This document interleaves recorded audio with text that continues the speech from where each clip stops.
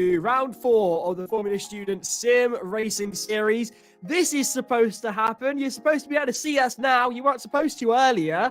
May have been a bit preemptive there, but a very good evening. I'm Giles Cosgrove. She's Jess Ball, and he's James Montgomery. And welcome along to round 4 of the IMECI Formula Student Sim Racing Series. And boy, oh boy, have we got an absolutely fantastic night of racing ahead for you. So do not go anywhere. It is all still to come. We are going to be bringing you live racing action from a virtual West Virginia with Mazda MX-5s. Rest assured, there will be a lot of American puns tonight. I can't help myself. I'm just going to warn you now. It will be happening. MX-5s, always great to see them racing. Fantastic sports cars. So you're going to have a great time watching those. And it is all to play for. We've had different winners in every single round this year. The competition is wide open. Yes, it is. And I mean, 6 winners from 6 races. Bolton used their Joker brilliantly last time out in race 1. It was a very great victory from them. They also got another podium as well in race 2. So that's helped them in the overall standings as well. Honourable mentions to Queen's University Belfast for a really great victory in race 2, which I think I was astonished to see from that as well. That leaves them in 6th overall. Queen Mary as well, and Munster had their best races as well, with a top 10 finish for them. And in the bottom server, we saw York, A and Dublin winning their respective races in the bottom server too. However, you probably noticed there has been some changes to the results due to some stewards inquiries. Yeah. And Monty, can you take us through that?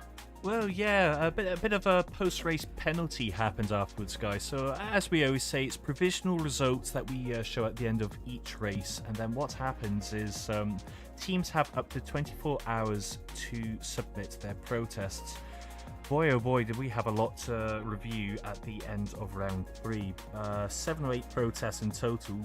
2 going to the University of Glasgow, the reigning champions. 1 for an avoidable contact, which they got 10 seconds for. However, their second incident or penalty, they got 30 seconds. Now, this was a huge one, which dropped them from 6th in race 1 down to 14th. Which meant that their top 3 finish at the end of round 3 had dropped down, well, you can see on the screen now, that had dropped them down to 7th overall. And, well, when we talk about repeated track offences, I've got a couple of clips here for you guys to have a look at. So hang on, let me just go and watch that for you. So here comes the first one. So this was lap 15.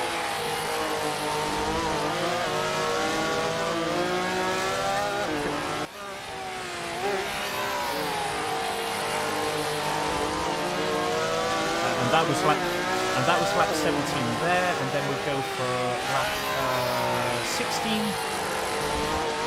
And I mean,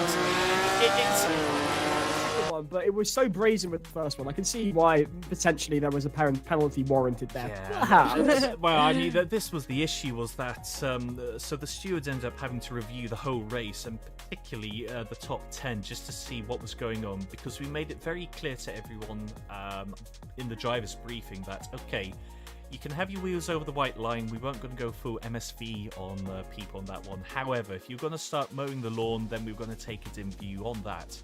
And we reviewed everyone, and yes, okay, over the course of 25 minutes, there was maybe 1 or 2 examples from each car. Glasgow is by far the worst offender. For over 2/3 of the race, they were using that racing line, and we had to stay consistent with what we had warned, and unfortunately that meant they incurred a 30-second penalty because of that.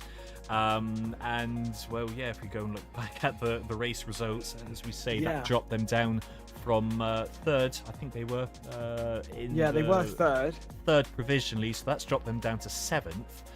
Tied with Queen Mary University there on 65 points.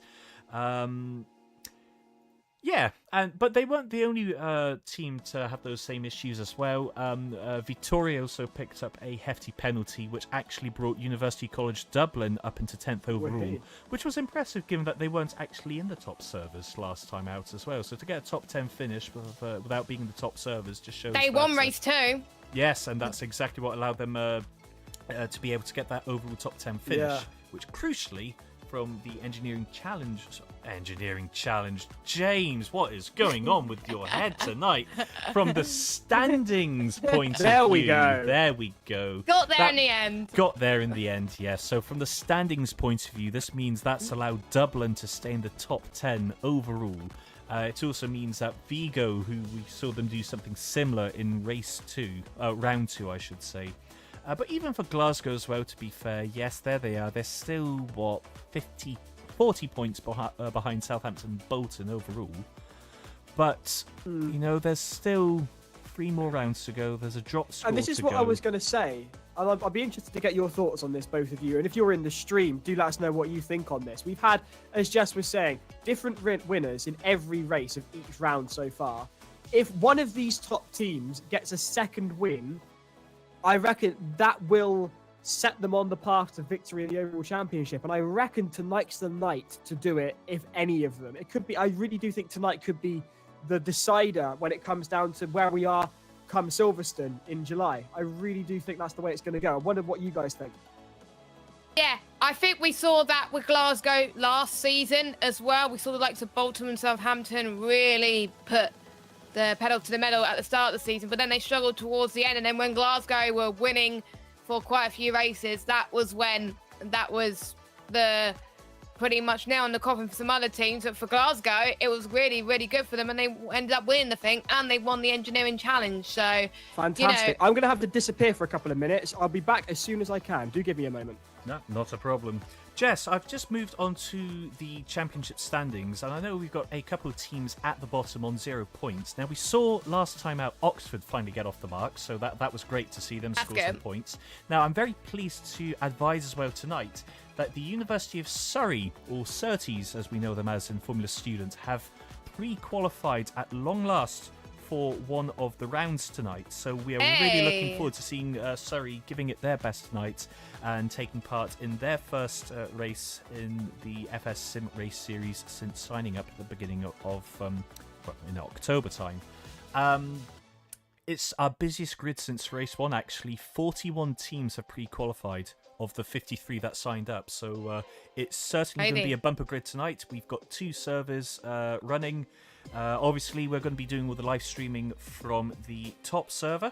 That's the top 20 who are qualifying as we speak at the moment. Quench. That's a nice thing on Giles' thing there. Do you know what? Let's go back to the not live timings at all. Let's go back to those standings. Let's look through the points in there and see what else we've got going on. But yeah, no, so we've got 41 teams turning up tonight. Bumper grids, that's 2 servers. We're going to be live streaming the top 20. Same format as always, guys. We've got 2 25-minute races coming up for you. And yeah, we're really, really looking forward to this. It should be really good fun. We haven't even spoken about what the combinations are yet, Jess, but I am currently trying to log us into the server because I've just been told in my ear that the servers have gone live. So, guys, if you can bear with me for 30 seconds, what I'm going to do is hopefully pull together some live footage coming straight from the servers as we speak. Oh, this is good. This is looking very good. Right. Feast your eyes on this, guys. Here we go. Welcome to Virginia. It's nice to be back. Yes, we can actually go through the combinations because it was revealed at the post-race briefing after Donington. So the drivers have had a month to practice for this track. So this week, as Giles was saying earlier, we're in Virginia International Raceway, the North Circuit. I'll talk more about the differences in just a moment. That's in the Mazda MX-5s, which does look, I have to say, absolutely beautiful in these cars. And I remember racing them on iRacing when I played iRacing back in the day, but I don't play it as much anymore. But it was so much fun to drive, so I can see why the students will have a bit of fun as well. Round 5 will see us at the Hungaroring, the Audi TT Cup. I love Hungaroring, but it's kind of like Monaco without the barriers when I usually commentate on the F1 side of things. Round 6, we'll head to Kyalami. Oh my God, that's such a great track. Everyone that loves racing likes Kyalami, and that's in the GT3 Plus cars. So that is what we got to witness in terms of the combinations for the next 3 rounds. And are we allowed? Oh no, that's later on. That's later on. Okay, I just realised when I'm jumping the gun too, Monty. We got something to reveal about the finals, but we won't do that until after race 1. I've got too ahead of myself, Monty, you see. Don't worry. I think we're all having a day of it today. See, this is just what happens, guys. I don't know what's been going on in 2024 for everyone. January has been the month that never finished because I had 90 days in my calendar. I've coughed on the 1st of February, and look at us, it's the 17th now. So I don't know what's going on. We're all just tripping over each other, but do you know what? It's great. That's fine. We don't really need to care about that. It's Formula Students. Slim It's sim Shady, racing. eat your heart out. Exactly. It's sim racing tonight. We are going to go and do some racing. We're going to watch some, 41 universities worth of students virtually race against each other in some Mazda MX-5s. Those who tuned in last year, you would have loved to have seen these things at Portimao in the wet. There's no rain here tonight. We're in America, not Portugal this time, but the action is going to be just as spectacular. And, as we finish up the last minutes of warm-up here, Jess, if I stick this on a on-board shot, should we go for a ride around this circuit? Because I'm sure there's a lot of people thinking Virginia race circuit. There's such a thing. It is a race circuit, first used back in 1955, where there was some North Carolina enthusiasts that were looking for a venue to race at, and they found somewhere near Danville in Virginia, and they formed a group called Sports Car Enterprises, and they created a course. And then the full circuit was available back in 1957, 3.27 miles, the longest permanent facilities of its time. And obviously today we're racing at the North Circuit. The full circuit is about 17 corners. The North Circuit, I can't remember the top of my head, is 2.25 miles and 14 turns. There's a lot of elevation changes, a lot of blind corners, and a lot of fast straights. The snake is going to be the tricky part because that tests a lot about the car's agility and grit. And there are a lot of curves around this track that could unsettle the car a little bit. And the most iconic part of this circuit is definitely the roller coaster section. It requires a lot of bravery through there. Quite a few downshifting in these Mazda cars as well. The right-hander can be very, very crucial to get the speed right as well. And yeah, it's just a fun little circuit, and I think it's going to be challenging for some drivers. And I wonder, with the amount of elevation changes, would that affect the tyre wear, and would that mean maybe more stops potentially during the race? The tyre wear is going to be critical. I'm not sure how much the elevation is going to impact it per se. Perhaps elevation in the slipstream of another car for sure will, because downhill, trying to follow another car in front of you, you're going to find a lot of people scrubbing their tyres.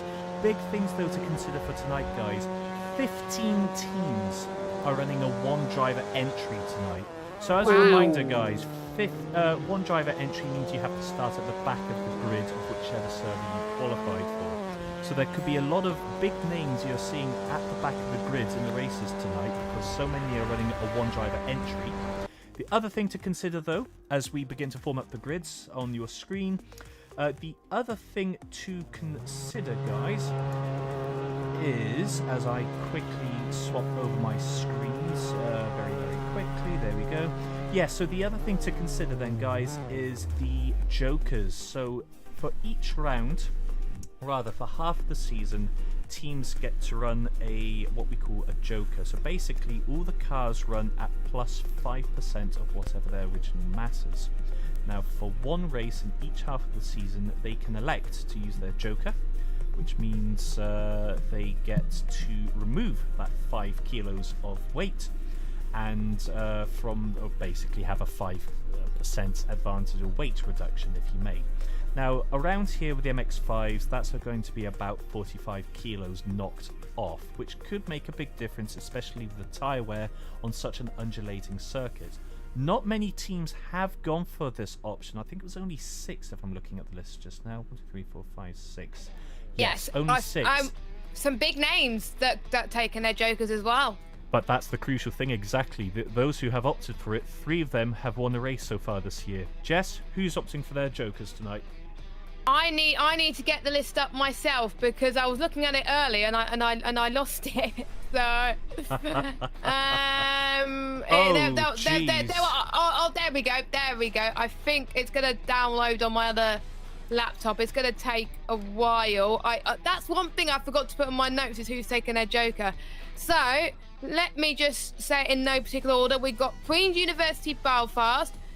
They may not be in the same server, but University College Dublin, University of Exeter, University of Bath, and then we got 2 of the big names, University of Southampton and University of Glasgow.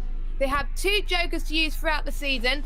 They can't roll it over to the next period, like 4, 5, and 6. If they don't use it in the first half of the season, rounds 1, 2, and 3, then that's it. They've lost their chances.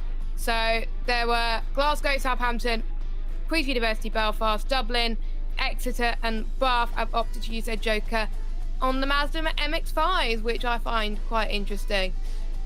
Really looking forward to this one. I'm loving the decor on Monty's TV card in this round. It's absolutely spot on. Nicely done there, Monty. Thank you. Excuse me for having disappeared for a moment. I may have been trying to use the wrong studio. I've moved my gear over and we're back as we were. Thank you ever so much to both Jess and Monty for covering for me there. So, from what I can gather, we're going racing at a diamond of an American course because it features left and right-hand corners. It does. Wow. I mean, what a rarity to think that Americans can turn left and right. Anyway, so let's go down the grid, shall we? In pole position, it is University of Glasgow, who will be hoping to make up for those penalties incurred last time. University College Dublin are back here in the top server, qualifying in 2nd place, followed by Bolton in 3rd, Southampton are in 3rd, followed by Queen's Belfast. It really is the Irish attack coming towards the front of the grid. Salford are in 6th there, Bath in 7th, Hull A in 8th, Cardiff in 9th, Polytechnic are in 10th. In 11th, another Irish team. It is Queen Mary, Formula student. Queen Mary? They're Irish London. or London? They're London. Do excuse me. Vigo, meanwhile, they have done rather well in some of the earlier rounds. They're in 12th. In 13th, it is NTU. 14th, Oxford University Student Racing. In 15th, it is University of Bath Racing. Birmingham. That is, just to correct you, sorry, that's Birmingham. Birmingham, sorry, Bath's in second, 2nd, but Bath's in 7th, Giles. But I do apologise. Birmingham are in 15th then. And look at this. Oh, I wasn't wonderful. expecting to see this. Oh, well, can't Yeah, believe they're that. back. They're back. Look who it is. Well, welcome, Surrey. This is Surrey. wonderful to see, Surrey guys. are here. So this is Surrey's first time pre-qualifying all season, guys, and what a wonderful way to kickstart qualifying. That in is the a top lovely server as well. livery. I've got to give a shout out to Surrey. And it has it has Williams eSports on the sponsor and Formula Student as well, liking it. Anyway, where were we? Sorry. UCL are in 17th, which is surprising given one of their drivers has fallen foul of Monty for reasons we'll go into later perhaps. Stavanger are in 18th. In 19th, it is Liverpool John Moore University. The whole B team round out the top 20 in 20th position. We've got 25 minutes of racing to come. It is going to be an absolutely spellbinding near half an hour of on-track action, so make sure your eyes are stuck to your screens, crank that speaker right up, and get the popcorn out. The drama is coming up from the first corner, no doubt. Jess, your predictions for the end of the race. Who do you think is going to win? I'm going to go with, I think Glasgow's going to make amends, but if not, I think Dalton. Okie dokie. Where are you standing on this, Monty? I would like to see Glasgow win this one. I would actually like to see Dublin win it, but I'm also wondering if we can get a 7th different win in 7 races. I am P2. wondering that myself. I'm wondering that myself. You can see University College Dublin are in P2. As Jess has said, the lights are coming on now. Here in West Virginia, we're about to go pedal to the metal. All out action on track for 25 minutes. It is race 1 of round 4 of the Formula Student Sim Racing Series. The lights are on, the revs are up. Lights out and away we go. And it's a brilliant start for Glasgow, a fantastic start for Dublin as well. Bolton are right up in there, as well as Southampton and Queen's Belfast. Not a lot of initial movement, headed down towards that first corner. Here we go then. Is there going to be a squirreling? Yes, there is. Rubbernecking again. You can see there the Salford up a bit. Bolton are up into second. Queen's Belfast down into third. New College Dublin, where have they gone? They started out in second and they are not there anymore. They are down in ninth. Something has gone wrong for College Dublin right out of the gate as Glasgow hold on to the lead. And there's drama immediately. There's cars littering the track in wrong angles. That has gone very badly wrong indeed. There is NTU down there. It has all gone Peton College London as well. Whole B Team Ion on board with Bolton. They're in third. They're under pressure now from Southampton. Yes, Bolton and Southampton, they've been rivals for quite some time in this Formula Student Sim Racing series, but we can all see battle in the background between Hull A and Salford, and we also got College Dublin trying to make amends from their escapades at the start of the lap, but Salford is up into fifth. Hull A struggling in seventh spot right now, but I'm sure they will be able to make their way through the field as well. 4 times tyre wear progression, so I'm sure they're going to make, I think, at least 1 or 2 stops, even though they don't have to pit currently. And it is 1.2 second gap between Glasgow and Belfast. It's a swift, undulating track, this. The drivers cannot take their eye off the ball for a second. You're on board with the team that started in second. It's College Dublin, who are now down in 6th. They've got Salford right in their sights, looking to the outside, trying to outbreak them, and they're doing a remarkable job side by side. College Dublin go through on Salford, or do they? Salford have the racing line on the right hand, and rubbernecking again between College Dublin and Salford. Oh my days, this is absolutely brilliant. Salford clinging on there to 5th position under immense pressure from College Dublin, who will be determined to make up for their mistake, and they get back up into 5th. That is brilliant. College Dublin back into 5th. They were down into 9th out of the gate after a bad start. They clawed their way back into the top 5. Hull A team unable to have an answer. College Dublin pulling away. Salford overtaken by Hull A. Swamp then. There's a fantastic battle going on in the midfield. This is brilliant racing. This is, it's like action going all over the show, and they obviously had a month to practice and not as much as other tracks. And look at this twisty section coming up now. That's going to be very tricky. That is the near heading towards, I think, turn 8 and 9, heading towards the roller coaster section. And all else, a bit of a touch from Bath and Salford there in the background. Hopefully not much damage there as well. It is overcast, so that means the temperatures can be a bit cooler in these Mazda cars as well. We can see, I think, Salford and Hull trying to go for their lights, guns are blazing side by side through the corners, looking very racy. And look at that, I think Bath really ought to be looking in their rearview mirror though. Queen Mary are right up in their exhaust pipe. They're focused ahead of them. Bath determined to get past Salford, not potentially looking in their mirrors as much as they should, because the orange of Queen Mary is right there as well. And this could all go Pete Tong in a second, and they're looking for a way round. Bath trying to get past both Salford and Hull A in the same move. It's not going to happen, and away goes Salford. Salford are off. That is unbelievable.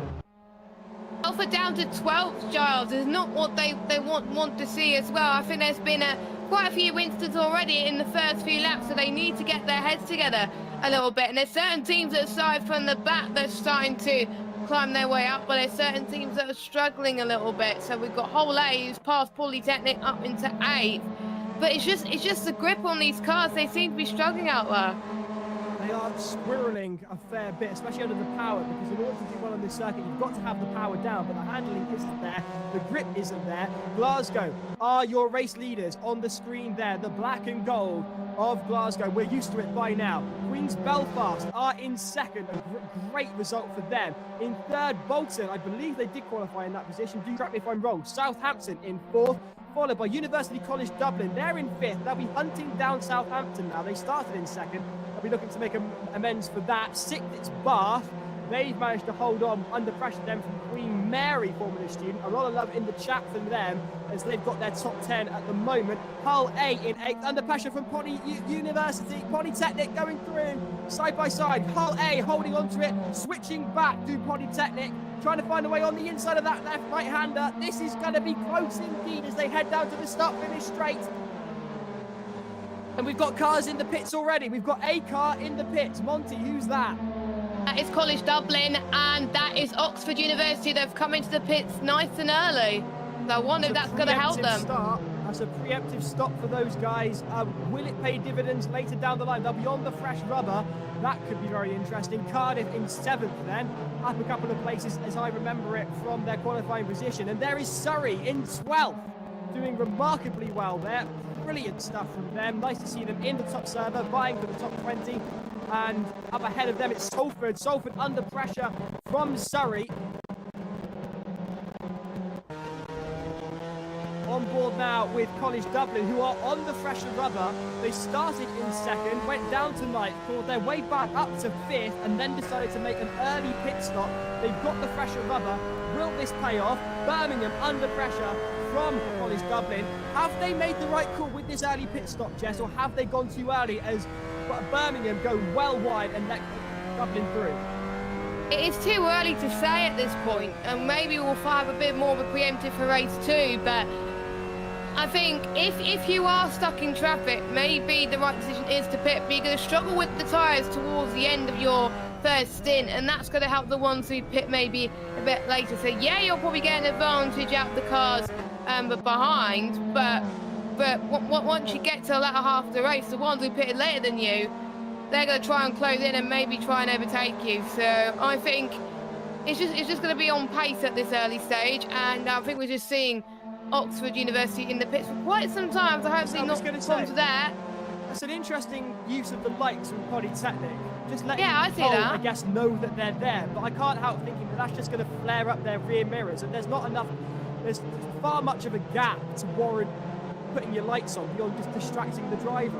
I feel like, at least that's my assessment of it, I could well be wrong, but it just seemed a little bit beyond the pale to be flashing your lights there like that when you're on the approach to a car. Hull A under pressure then from Polytechnic. We saw earlier them getting their tail out as we look now at Vigo, who are got Salford all over them, and Salford go down the inside, side by side. Salford have got this. Nicely done from Salford, forcing Vigo onto the grass. Will they give the position? Not at the moment. As things stand, an interesting line from Vigo, and they claim back the position. Salford having none of it, taking the inside up the hill. Thank you very much. We'll have that. Oh my goodness. Vigo really do lose that, going straight into the cones, getting some air off the kicker there. They really ought to have just given that position back a lot earlier, I reckon. It would have saved them the drama there. What will have that done to their suspension, perhaps, Jess? I think it must have damaged quite a bit of their suspension, because the way their car almost flipped and it almost had really bad damage. So let's hope that won't lose them too much time. But you can see College Dublin right on the back of Surrey at the moment. They're kicking off a lot of grass heading into these corners now, so that's not going to help them one bit. But College Dublin could try and go for the move in the start-finish straight heading towards turn number 1. Surely. This is going to be, I think it's going to be an overtake. Surrey going round the outside on this right-hander, and it looks to me like, yes, College Dublin have indeed got back up into 12th. They were in 5th, preempted the pit stop. They made contact! Surrey not willing to get the position up. No, they were trying to defend for their life, and bearing in mind some of these teams have pitted already and are trying to not get holed up in traffic. We've got College Dublin trying to go the up and over, the right-hand side they go. And we've got Surrey's not going to get this one up through the curb. It's going to be very tight line, very tight elevation change. And I think College Dublin just about has this one. But I think I can look at Surrey's car and you can see on the straights, they're gaining absolutely massively. So it must be that they're running lower downforce compared to obviously what we're seeing with College Dublin through this very tight, twisty section. Because I'm fairly certain Surrey haven't pitted yet, but they're still fairly able to keep up with College Dublin. I say as College Dublin are pulling away, so I could well be talking out of my arse here. But it was looking for a time like Surrey did have it in hand and could have made a comeback. Perhaps not. You're on board with your race leaders at the moment. It is University of Glasgow in P1. Queen's Belfast following them in P2. A gap, I'm looking for the gap. It's not there. There it is. 2.5 seconds, near enough between those. Bolton in 3rd, meanwhile, with Southampton coming in behind them with a gap of about 1.5 seconds there. Bath in 5th. and Queen Mary, Formula Student, are in 6th. They're 13 seconds behind the leaders. A fantastic livery from them. Cardiff in 7th, holding firm there. Salford going wheel to wheel with Poly U again. You're on board with Poly U, Hong Kong Polytechnic University, as they battle it out with Salford. Salford not having an easy time of it this weekend.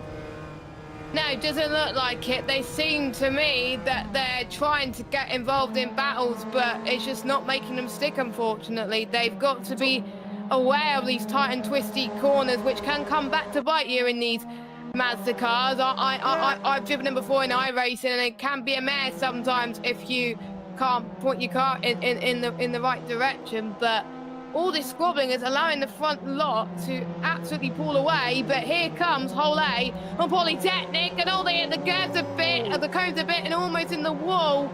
That's not good for the Hong Kong team. I can't help thinking, though, Hull A earlier on, I don't know whether anyone else saw it, but they took a very interesting line earlier on. They did.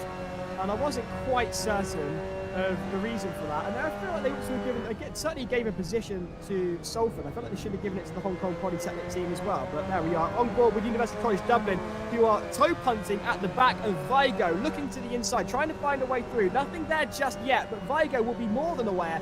Oh, looking a bit squirrely through there, right on the limit of the power and the grip.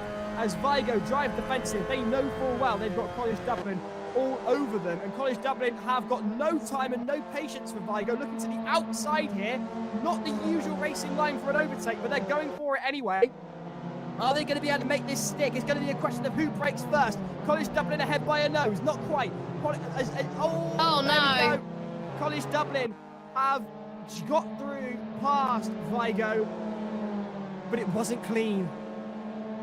It wasn't clean at all. They need to be, I think, a lot cleaner than that if they don't want to, if they want to close the gaps between the ones in front, because all that squabbling is pretty much helping the teams to come out ahead of them when they come into the pits with 12 minutes left to go. I think I did see one other team that came into the pits recently. That I thought I did, but obviously not. But I think it was the number 31 I thought I saw come into the pit lane, but the timings are struggling to see otherwise. But if you're just joining us, it's race 1 of round 4 of the Formula Student Sim Racing Series, live from a virtual West Virginia Mazda MX-5s at the Virginia International Speedway, the Northern Circuit. You're on board with University College Dublin, who have got 12 minutes left to get back up into the top 10. They were in 2nd position on the start line. It didn't work out for them, and I'm not sure whether they've got it in them to make it up. They had an interesting strategy coming in very early to the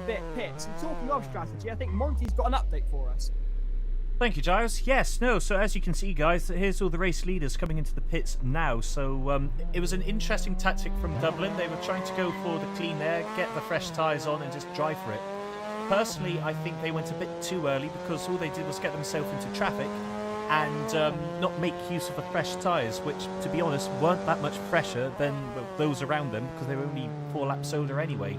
And as we see, as Bolton and Queen's Belfast have come back out, where is Dublin in all of this as the whole field? I'm just looking at the table at the moment. 10th. They are down in 10th at the moment, but they've just dropped down to 12th. I just don't think this strategy has paid off for them. They're down in 13th. They're just coming out the pits again. I apologise. So yes, Dublin have just come out the pits again. So whatever happened earlier on, guys, maybe it was for damage then when they pitted earlier. Who knows? Yeah, it must have been. Possibly. It doesn't make any sort of logical sense for them to have come in for fresh tyres 4 laps in. So clearly there was another reason for College Dublin to have made such an early pit stop. After such a storming drive, having started on the line in 2nd, were knocked back down to 9th on that first lap drama. They were up into 5th by the time they came in for that early pit stop. Wondering why they've done that. If you are part of University College Dublin, can let us know in the stream, please do. We'd love to hear from you.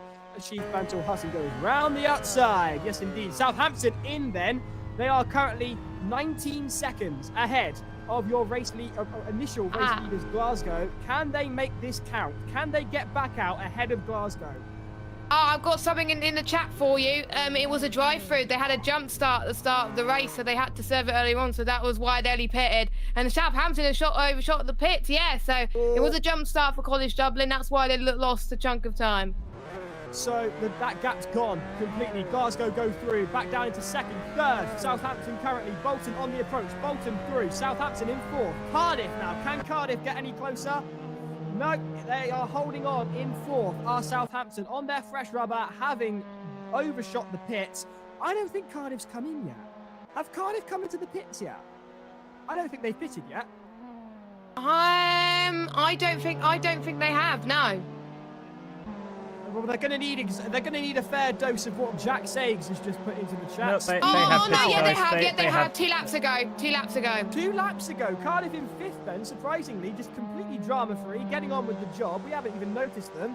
And then now they're in the top 5. They're in fifth. Bath are 4.5 seconds away from them. So a fairly good result if they can hold on to this for Cardiff. Meanwhile, you're on board with University College Dublin, trying to get past Surrey again. Bit of deja vu here. They'll be hoping to make up for that drive-through penalty for the jump start, as Surrey managed to cling on to the apex, looking to just keep College Dublin behind them, and they are playing a very dicey game here, and they go very wide indeed. Surrey going well off the track in their attempt to hold off College Dublin.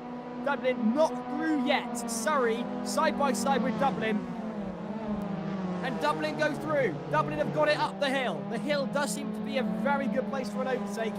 And Dublin are up into 11th, having started in second with 8 minutes of racing to go. Can they claw their way back into the top 10 or maybe even the top 5? Look at those two fighting. They're not going to give it up, are they? College Dublin needs to pull away in order to make sure that they can get into that top 10. I do believe everybody has made a pit stop. So everyone has done at least one. The question is, when will they be able to keep those tyres to the end, or will they come in, as obviously Monty was saying earlier on? But we are starting to see some great laps being pulled from some of the teams already. The fastest lap from Glasgow, 136.447, and I'm starting to see, I think, the gap between College Dublin and Surrey come, well, it's still around about roughly the same, but it's a second between those two cars now. So I think College Dublin has been told to get the hammer down and really get into this, but I'm just looking at what Bolton is doing right now. I think they're used to fighting Southampton, they're not fighting too much, and they're just sitting very comfortably in third place. Again, another team that's avoiding quite a bit of the carnage as they come through. Looking at UCL's livery, it looks like they've been in the wars, haven't they? Just a little bit. I can't help thinking that it might all be a bit too little too late for Glasgow, Glasgow well away, and I don't think they're going to have any problems in taking the checkered flag at this point. I know we've got 7 minutes of racing, but apart from a major catastrophic malmisfunction of something to do with strategy, I can't see Glasgow losing this. I was going to say it might be a bit too little too late for Dublin at this point. Yes. I do think you're on board there with Ion Stavanger, and there is Vigo, as they are the next in line for Dublin. Dublin on the approach already. Surrey shouting a bit of Rick Astley, never going to give you up. You can still see them in the mirrors of Dublin.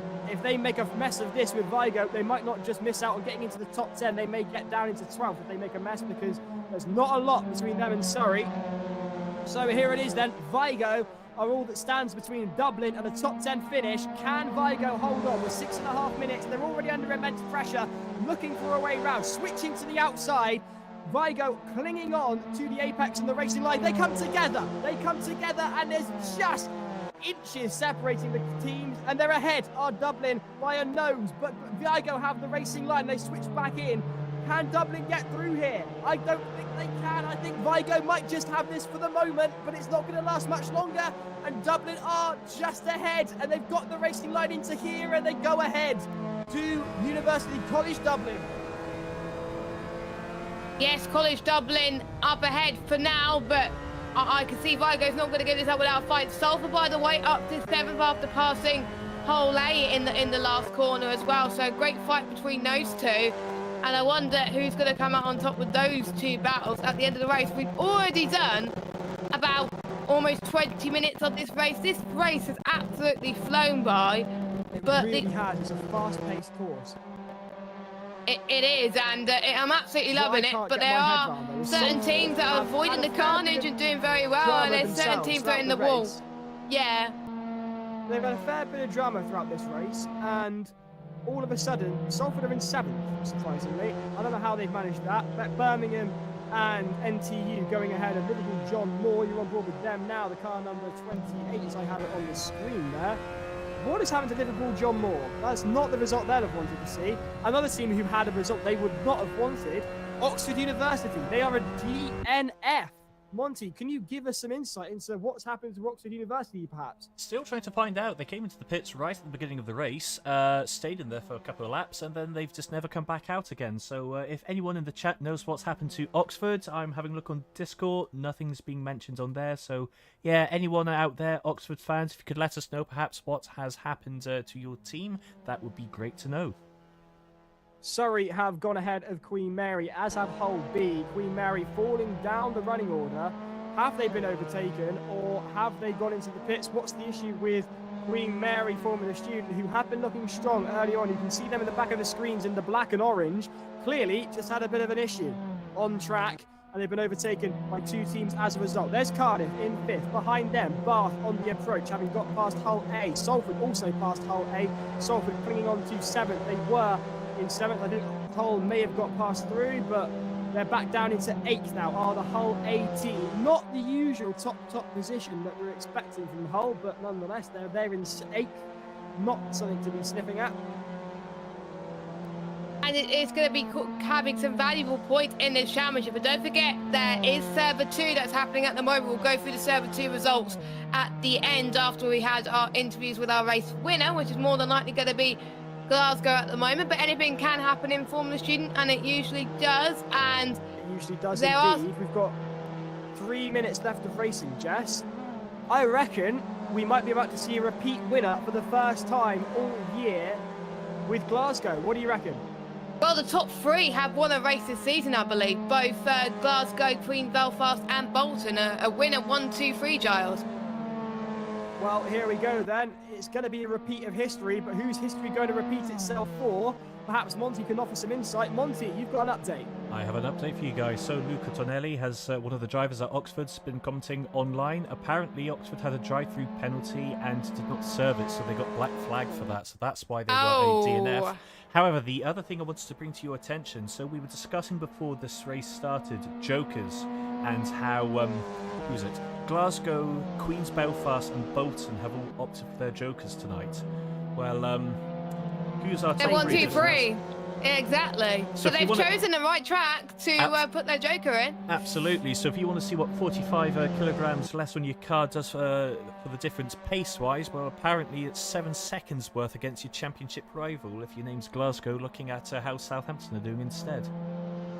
Yeah, and Dublin, don't forget, qualified in P2, and then without that drive-through, they would have been up there as well. So it would have been a 1, 2, 3, 4.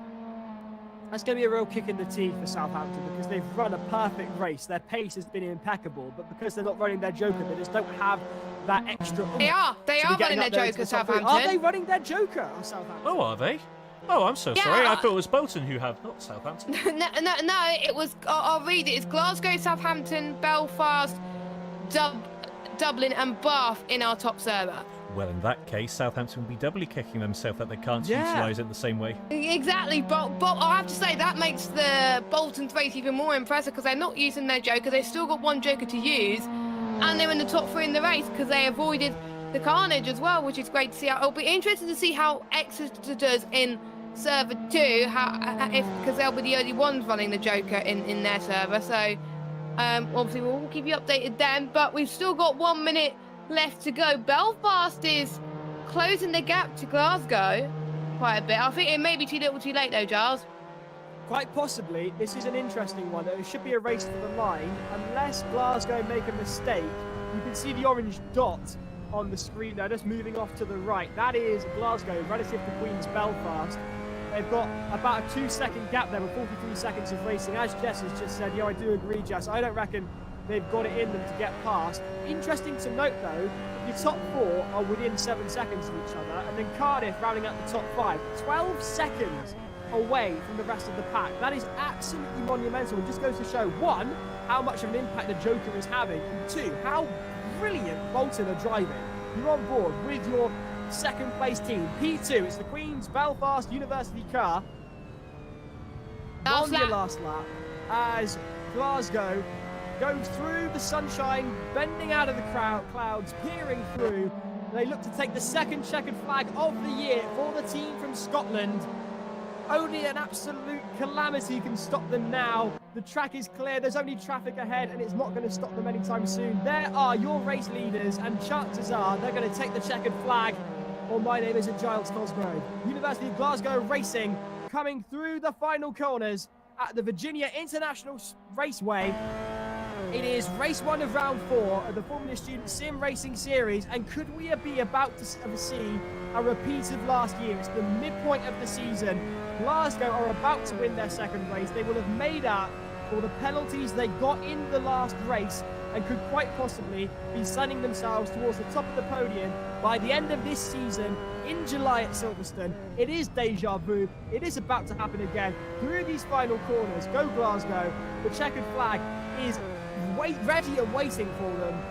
All they've got to do is cross the line. Surely nothing can stop them now. Last corner they go, Giles, and it looks like they're going to take the flag. They've got a lapped car in front of them. We should get them to the slipstream, but Glasgow up to the line. They become the first repeat winner this season. They win race 1 of round number 4 at the Virginia International Raceway. Brilliant drive from the Glasgow team. Good redemption, as you were saying earlier. And we got Belfast in P2, and what a drive from Bolton. They will be very happy with that, and that will give them good confidence going into race 2. Southampton will be kicking themselves, and Cardiff doing very well as well, coming across the line in B5, and we got Bath in P6. Great drive from them as well. A bit of changing around the running order just towards the end as Polly Yu pass Hull on the line and take a last-minute 8th place as Hull 18, cross the line in 9th, followed by University College Dublin. They did manage to get into the top 10. They qualified in 2nd. Of all the drivers to have maybe a race they didn't want to have, I'd say Dublin clinched it. We know Southampton would have wanted to have done better, having run their joker and not been able to get past Bolton, who drove stupendously. But for my money, it's College Dublin who are going to be looking in the mirror, asking themselves what went wrong, having started in 2nd. Oh, I wouldn't want to be them right now. No, I wouldn't want to be, but of course they have to run their second driver in race 2, so maybe fortunes could change for race 2 and they could try and maybe climb their way up to the top spot on their joker. It is not over. Still one more 25-minute race still to go, and a chance for them to look at the data ready for the next race, and hopefully they would qualify well as well. But so yeah, do stay with us for that second race. Should point out the remaining top 10 cars in this server. So we've got the first top 10, the second tier. Well, I say second tier, we've got another server. I have absolutely butchered that, haven't I? Let's do the team that was in 11th. There was a team that was in 11th, and they were, of course, Vigo, followed by Surrey. Then Queen Mary were in 13th. 14th was NTU. Hull B were in 15th. Liverpool John Moore in 16th. UBR in 17th. Ion Stavanger in 18th. 19th was UCL. And Oxford University were a DNF.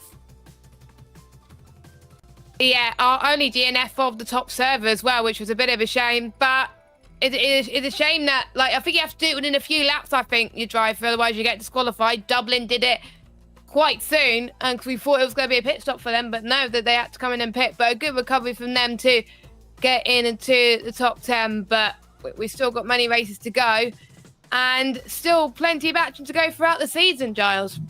We do indeed. It's going to be absolutely fantastic tonight because Glasgow have just become our first repeat winners. Can we get a different race winner in race 2? And could it be one of the others who's won another one? Because then competition is still wide open for the rest of the season. I've got my fingers crossed, both for us here in the commentary box, because it makes it more exciting here, and also for you at home as well, because, you know, it's all about entertainment as much as it is about engineering. But let's talk about the final at Williams, because that is what these drivers are all vying for. They're vying for the top position on the podium when we go to Williams eSports come the summer. We were there last year, and I believe we've got a VC telling you what's over there at the Williams eSports facility. Hey guys, welcome to the Williams Experience Centre, where we're going to be hosting the final round of this season's Formula Student Sim Racing Series in their eSports Centre. I'm joined with Michael Preston, the eSports Chief Engineer for Williams eSports, who's going to be showing us around the facilities. Shall we go? Yep. Let's go.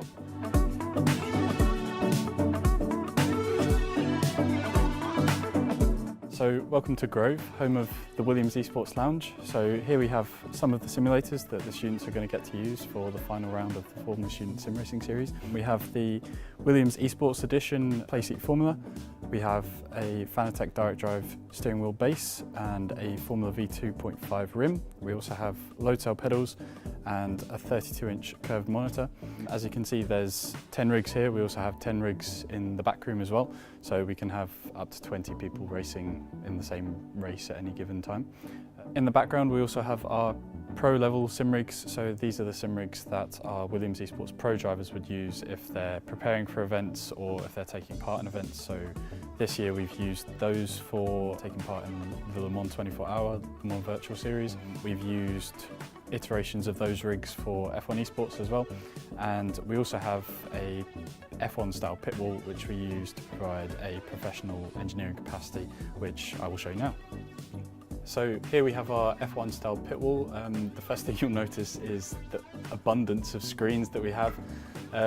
It seems excessive, but as soon as you start adding onboard telemetry, timing, the screens quickly fill up, especially if you want to be watching the race as well. Like we have a replay from the Le Mans Virtual Series race here. This has capacity for 4 engineers to be working during the races. We also use this for running events in the eSports Lounge as well. So if we're running LAN events or corporate events, then this is somewhere that we can run those events from if we're running session lobbies or doing admin for that kind of stuff as well. On the screen we have Motec open at the moment, so that's a tool that we use to analyse telemetry. So this is something that most of the students in the Formula Student Sim Racing Series will have become accustomed to using throughout this year, because Motec natively has the ability to analyse data coming out of Assetto Corsa, the simulator. So that's where there's one real area of crossover between sim racing and real life, is that this is a tool that's used in professional level motorsport, and the students can be using it, getting data from their sim rig at home and learning everything that they'd ever need to do using this software at a racetrack. So here's one of our pro level rigs that our Williams eSports Pro drivers would use. As you can tell, there's a bit of a step up in hardware between these and the corporate level simulators that we have over in the rest of the eSports Lounge. And the main differences from this are coming from much heavier braking pedals, the higher forces coming from the direct drive wheelbase, 3 screens, so that you can use your peripheral vision a lot more to see the cars around you. Also, the much stiffer chassis for the rig itself. That's necessary to cope with all the forces coming out of the steering wheel base and going through the braking pedal. So the Husingvel Ultimate pedals that we have on this rig are capable of going up to 120 kilos of braking force. So that's capable of matching any or the majority of real racing cars. So a lot of force. Yeah, these are a really good tool for professional drivers as well, testing for real-world racing, as well as our drivers in their professional sim racing capacity. This looks impressive. Dare I ask the cost? Yeah, so the rig in its totality with the one PC included will put you back about just over 10,000 Great British pounds. Worth every penny, I'm sure. Yep, especially when you're looking for those marginal gains. Absolutely. No, definitely. If it gives you an authentic experience of what you'd feel in the car on the real track, then no, definitely it's there with a purpose.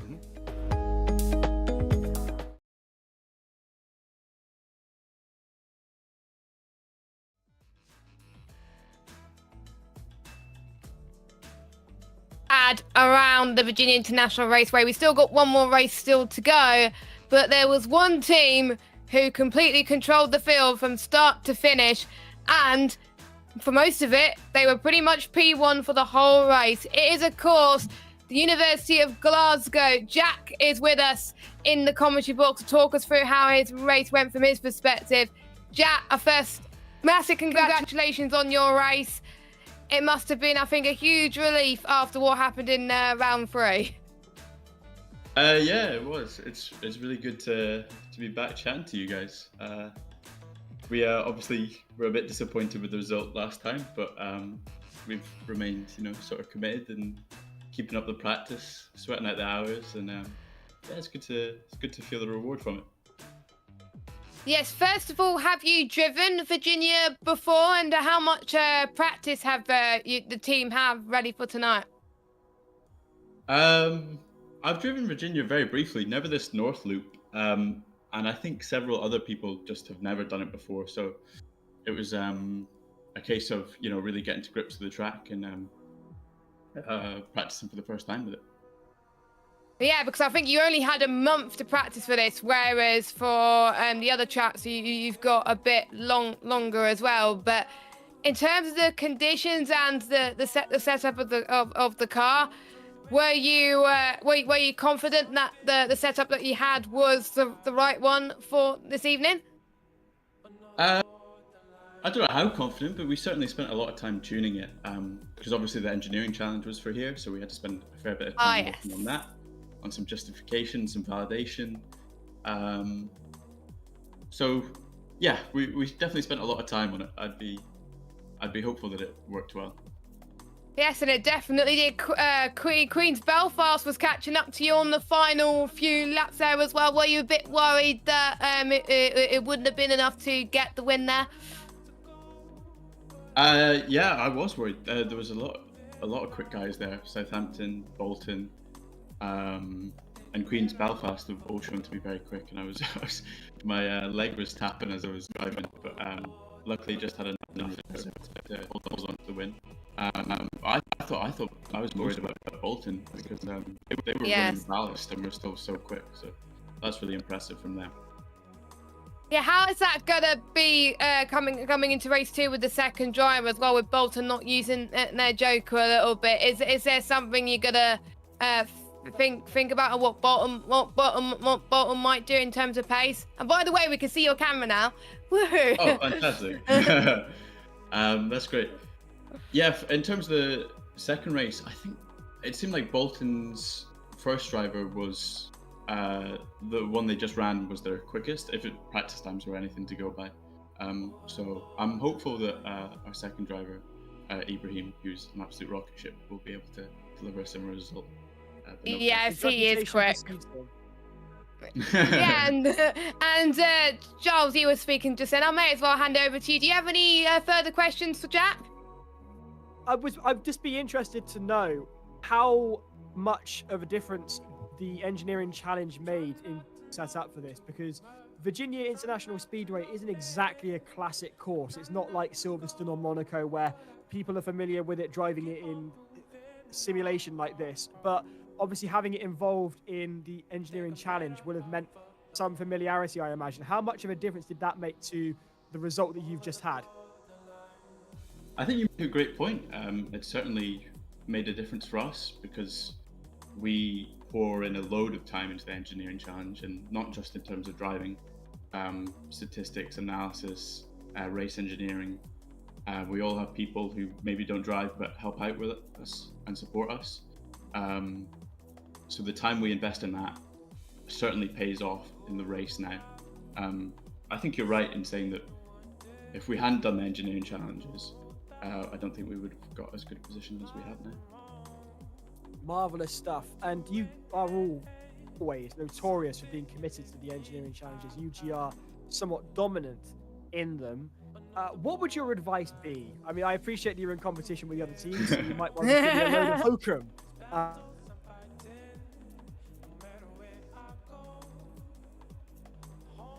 I think, yeah, time spent is always a big factor.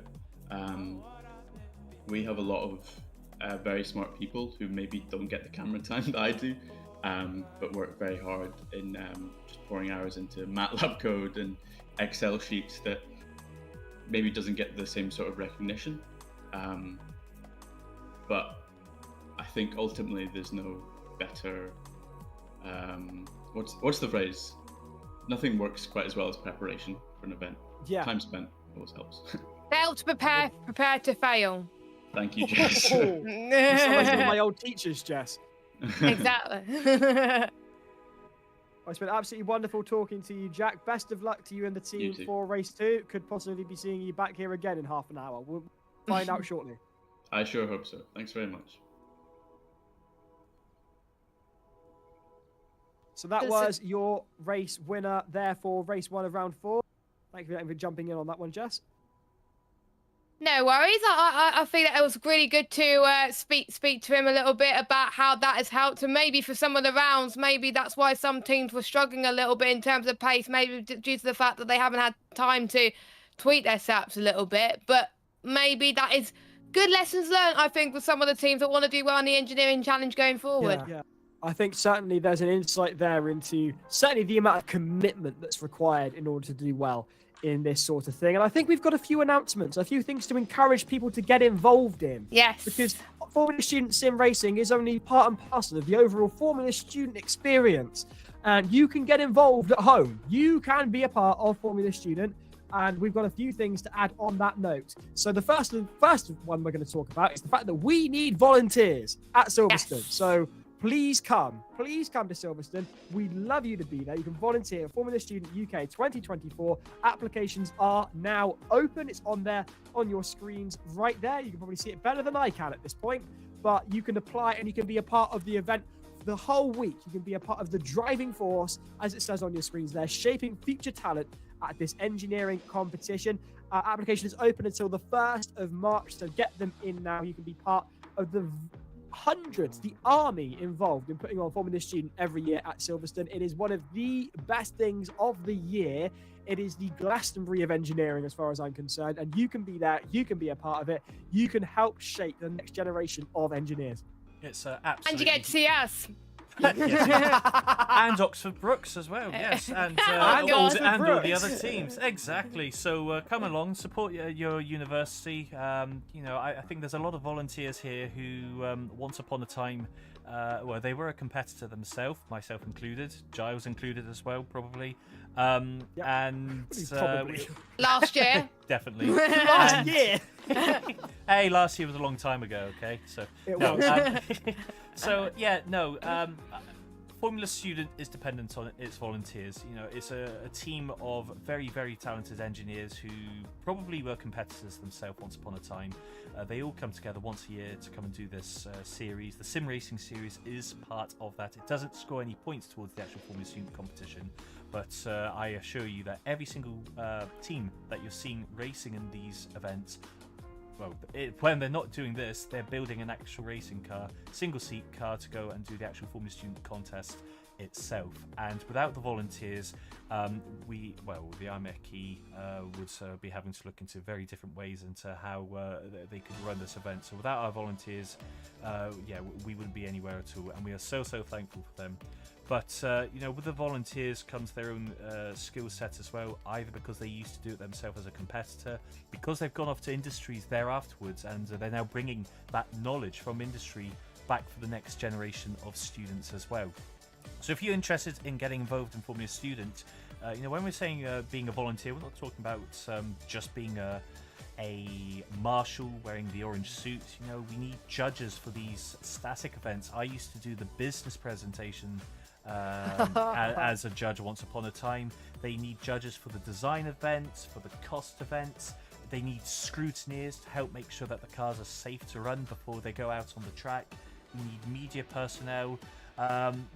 We need people in every single aspect in making these events run, really, and it's in the hundreds as to how many it takes to make this work. So if you would like to get involved, there's the link on your screens just now, guys. So just head on to IMEC's website. There's a section talking about the volunteer application for Formula Student.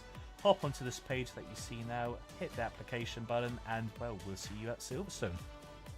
We'd love to see you there, and trust me, you get far closer to the track and the action, especially as a volunteer, than you would do at the British Grand Prix, and it's far cheaper. In fact, I think you get given food and get given a place to stay if you're a volunteer at Formula Student UK 2024. Exactly. Yeah. So why not? Why not do it? So do make sure you get your applications in. Meanwhile, do you fancy winning a free place at one of I Am Road Smart Skills Days? Well, you can, along with us here at Formula Student. The details on your screen now. You can win it. It's a prize. You can enter. There's a competition. Absolutely. It's a fantastic competition. It's a great opportunity for people to immerse their skills in 4 wheels and 2 wheels. All you need to do is hop onto Formula Students' Instagram page, find the post here. There is a link embedded within their bio, which is going to take you onto this page. It's the Skills Days Young Person Ballot. All you need to do is enter the competition, fill in the details that they're asking for in this ballot, and, well, if you're lucky enough to win, well, off you go and learn some new skills. You'll need a full driving license, though. You'll need a full driving license. Oh, yes. There is that, but you also get a free lunch. That sounds rather nice. You get the thrill of a skills day at a track with the added benefit of a complimentary lunch. Yummy. I mean, that's rolling out the red carpet. We don't get that treatment here in the commentary box when we rock up to do the FS UK. I don't know whether it might be a bit pious of us to actually enter this competition, but certainly you should at home. So head over to the Formula Student UK Instagram page and all the details are there. Chief Bentil Hutton pointing out he saw this on LinkedIn. So it is everywhere. We are a global enterprise here at Formula Student, even if we are run from Monty's bedroom for this sim racing series. But, you know, from small acorns do big trees grow. Talking of from small acorns, it's only 2 race wins for Glasgow so far, but that's 1 more than everybody else. Are we going to see a repeat of last year's series? Will Glasgow take the overall championship yet again? They are certainly a step closer to that as of the end of race 1 of this round with the provisional results. Let's bear that in mind. But have they gone a step further to clinching it again, guys? That's what I want to know from you. What do you reckon? I think it's too early to tell in terms of whether Glasgow will do it, because I think it's going to be very, very tight in the last couple of rounds. There are races where teams could struggle a little bit as well, but I'm sure they know the combinations by now. They can put the practice in. They know what they can do. There may be people looking at setups as we speak for the next race that we got, Hungary and Kyle Army. So the practice pretty much starts right here and right now. Once this race is over, I bet some of the teams who are not working on the Formula Student car in real life will be making sure that they put the setups ready for the Hungarian, which is a lovely track for me to drive, but obviously very hard to overtake. But more about that in a month's time.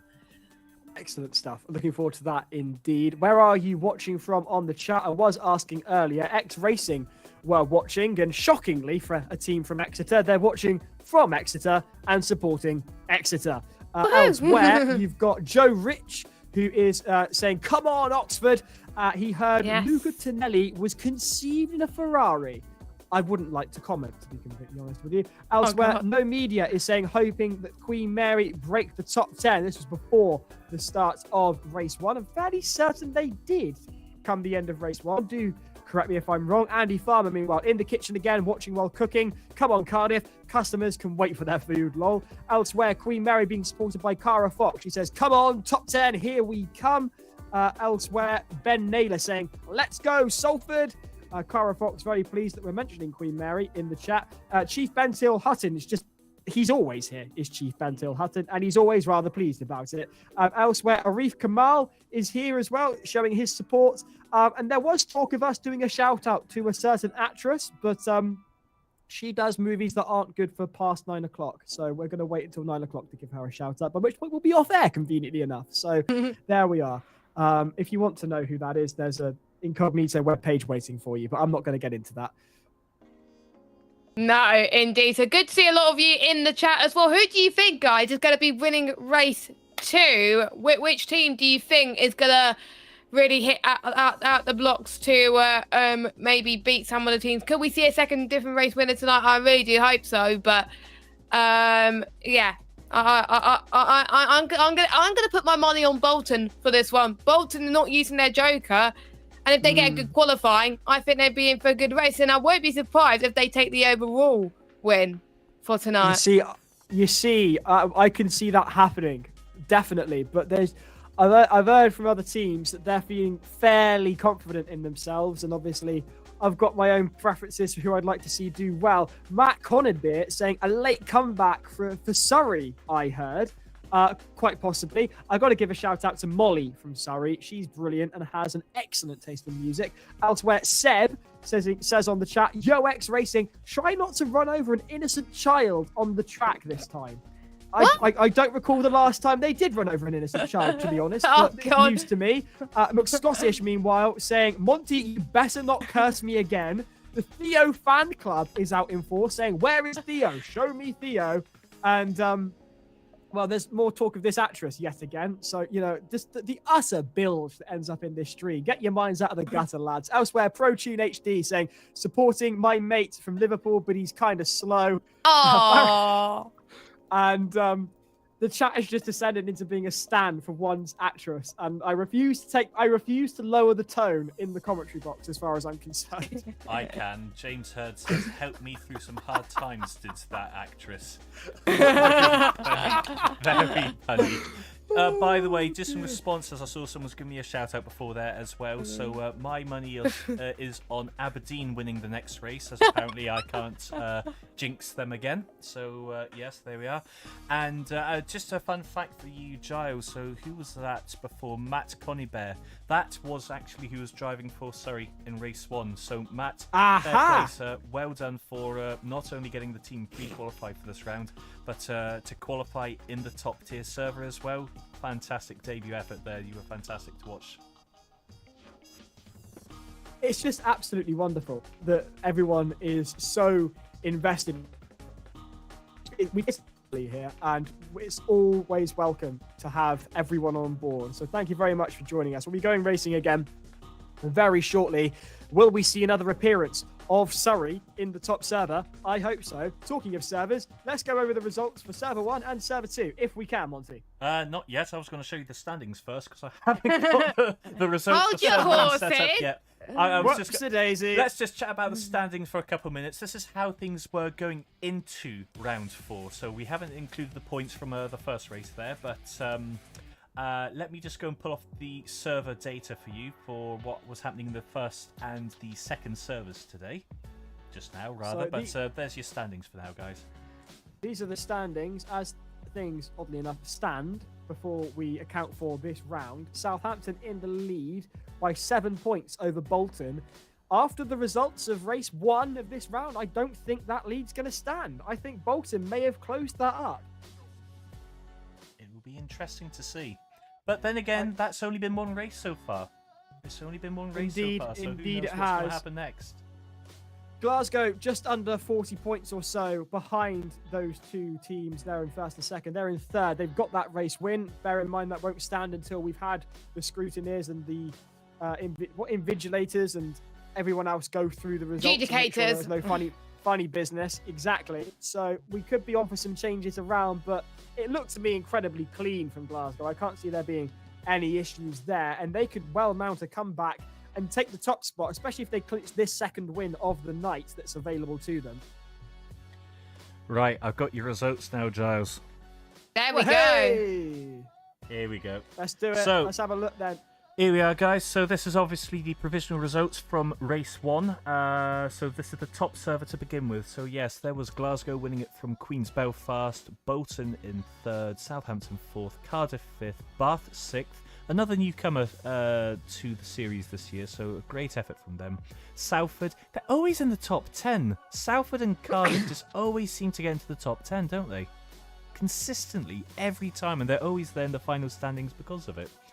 Poly U, they're in 8th. Hull A, I think they're going to be a bit disappointed with that performance tonight in 9th. That's not their usual high standard, but probably not as disappointed as Dublin. A story of what might have been for them. Qualified 2nd, jump start. Amazing to watch them come through the field twice, but really all of that for 10th. I'm sure they were hoping for a lot better than that. Meanwhile, in the lower server, so as I said, we have 41 people, universities racing tonight, guys. So we were streaming the top 20. So there was another 20 odd racers in another server racing together. They're all doing qualifying as we speak just now to determine who is the fastest 20 for us to see in race 2. The slower 21 will go into the middle server again, lower server again there. But for race 1, it was Munster who won. They took honours in the bottom server for the first race from Proton University in 2nd. De Montfort there in 3rd, Manchester 4th, Edinburgh, Napier in 5th, Strathclyde, good grief. Wasn't expecting to see them in the lower server, actually. That's against their highest standards as well, really, isn't it? So they're there in 6th, Aberdeen in 7th, Staffordshire in 8th, Victoria, ciao, in 9th. That's Italian, not Spanish. I don't know why I did that. Wales, Trinity, St David in 10th, with Portsmouth. Now that's actually a big surprise. Portsmouth Alternative Fuels, the winner. Are they down How are there? they in server what 2? Absolutely. So Portsmouth Alternative Fuels, you will remember they won the very first race of the season In Brazil with the single seaters, so that was definitely not with their highest standards. So can they redeem themselves in the second race tonight? Glasgow B team, my god, they're everywhere, in 12th. Hertfordshire, hello guys, I'm a alumni of Hertfordshire, so whenever Hertfordshire are in the top tier server, don't worry guys, you don't need to just listen to Giles and his rambling on about Cardiff and his love for them. I haven't rambled about Cardiff in weeks. Tonight. Anyway, I will do the Monty. same for Hertfordshire, so it's all good. Kingston there in 14th, Sheffield Hallam in 15th, York B in 16th, Exeter. What happened to them? I'm surprised actually they weren't in the top server either, because they've been having an absolute smashing time so far in. And they won their first Joker. season. Yes, exactly. So they'll be definitely looking for men's in the second race. We have Red Bird Racing, that's one of the Hong Kong teams, I believe, in 18th. Portsmouth Electric in 19th. And then rounding out the top 20 there is York A. So, and to be fair, they only did 4 laps, so yes. They must have DNF'd. Absolutely, absolutely. However, I have to say, guys, out of all of that, I think what's really... I'm so happy that Surrey... sorry I keep on bleating on about them, but I'm so happy that they have pre-qualified, joined in for tonight's race, and that is them, whatever happens from now on, that is them off 0 points when we look at the standings come the end of tonight's event. So it's great to see more and more universities around the world getting involved in this series, because this is really a series for the students. We want them to win, we want them to learn a lot with regards to simulations and how it's relevant to the actual industry itself, because, well, if anyone's been watching the F1 news this week, and Alonso being very vocal about how 1.5 days of testing is just not enough, let's get more time in the test again because it's all just simulation now. Yes, in one way he's correct, but it also shows how accurate simulations and, well, for a better word, eSports, and how relevant that is to the actual motorsport industry nowadays.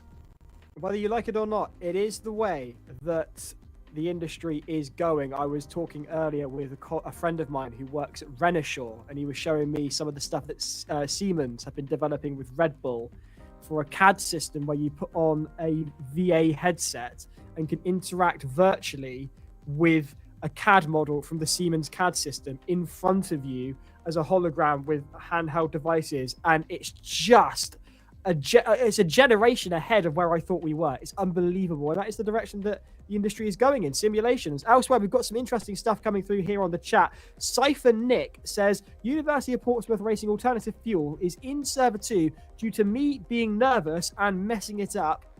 Also, James isn't racing, only me as a double entry. I mean, hey, look, it happens to the best of us. Good luck in the second race, Cypher Nick. Elsewhere, Chucky Weetabix has been saying, thank you for the Surrey love, guys. I mean, you're more than welcome, but I will debate Chucky Weetabix regarding his comment, Molly having good music taste is questionable. No, she does have good music taste. I will vouch for that. I will die on that hill, as far as I'm concerned. Elsewhere, Jojo Scott says, go on Aberdeen, and we're moments away from going racing again. We've been making our own personal suggestions as to who's going to do well. I don't really want to go on record for this one. I'll be interested to see what happens in this. So I know that your thoughts are with Aberdeen, Monty, and I think, Jess, you were going with Bolton. Am I right in that? Yes. Okay, so no pressure on anybody. There we go.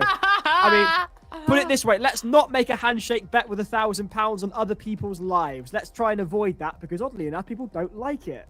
I do. I get an absolute kick out of life for that kind of stuff, you know? Wow, Monty, Monty, TV, wow. you shouldn't be here. No, I give you that. I give you that. Just as a heads up, by the way, guys, we are going to be going live in about 4 minutes' time because we had 15 one-driver entries tonight. That's a lot of work for the server admin guys who you don't see running all the servers tonight. Callum, Billy, Tyler, also known as Broccoli Ninja, and Emperor servers fronted by Henry and Callum. Without them, all the racing that you're seeing tonight would not be possible, and so they are busy working their backsides off in the background just now, not only putting together the grids now that qualifying is done, but applying those 15 penalties to the grid so they all come up correctly. So we are almost done with that. We're going to a plus 5 minute schedule. So I have been told that warm-up will go live at 20:15 UK time. So as soon as we've got that and I see the servers are on, I'm going to hit the magic button, get us onto those servers, and we're going to see those 5 minutes of people driving around the track before the grid gets formed. Stay with us, guys. It's not going to be an hour delay as it was last time. I have not been involved in the organisation this time, I promise. Oh, excellent. Well, I say you... that came out wrong. That came out wrong. I mean, I do recall last time we were scrambling around for things to talk about. I imagine that tonight, if we were scrambling around for things to talk about, we'd end up... I know exactly where the chat wants it to go, and Yes, unfortunately, I can't show any videos of that actress either. One, copyright. Two, it's not 9 o'clock. I mean, the honest truth is, I do remember that actually, oddly enough, last year when we were in the comms box, we gave a shout out to her because I just didn't I knew, and I just didn't register who we were shouting out. If you rewind on the live stream at Silverstone, there's me and Jess giving this person a shout out across the whole of Silverstone. Ah. Students, now I know everyone. who that person is. It'll be more familiar when we're actually in Silverstone this time. Hopefully we will be a little more slick and professional. Certainly we've had a good 12 months to really get to know each other and work well together, and it's always nice having you guys along to join us. It is wonderful. There is a consistent amount of people that are here month in, month out. So thank you for taking times out of your evening to join us. I mean, there is a cost of living crisis. Apparently, we're in a recession. What else are you going to do with your nights out? It's why the clubs are all closing down, because no one's got any money to spend in them. Instead, we're all watching people go racing virtually, because why not? Cypher Nick says, safe to say, racing from the back in server 2 is hell. People have zero spatial awareness. I must say, talking of zero spatial awareness in the lower server, I heard some very interesting things about UCL a few weeks ago. I won't lie. And I did say I'd talk about it, and I'm going to, because there are some lovely people over at UCL working on a documentary about Formula Student. Very, very pleased and taken aback to be invited to be part of that. So thank you ever so much to Jenny and her team and Lawrence. They're absolutely lovely. And I went over to the UCL Student Union, and we're having a few drinks, and bumped into the whole of the UCL Formula Student team, oddly enough. And spoke to a driver who'd got on the wrong side of all people, Monty, which never happens. And it must have taken a fair bit to get on the wrong side of James Monty Montgomery, because this man's got the sense of humour of a whole crowd at a comedy show. Oh, God. How exactly did one of the UCL drivers get booted from the competition, James? So just to clarify, he's not booted from the competition. He's just in the naughty bin for now, on a cooldown, but he is invited to rejoin from this round onwards. So I'm a little sad he's not back this race, but I hope to see him back for round 5, and we'll be catching up with him. But yeah, long story short, 18 collisions in one race. There was a lot of discussion about his force feedback being dead, and the replays just didn't equate to that. So we had Was that Brazil? No, this was at Brands Hatch with the Formula Fords. So round two, okay. I had a very constructive conversation with the team captain. We agreed that a cool-off period was needed for him just to practice a little more, get a bit more consistent with his driving, because as I say, this is a series for the students. I don't want anyone to be banned, really, because that does ruin the fun. And for me, it's about just making sure that he's not ruining the fun for everyone else as well.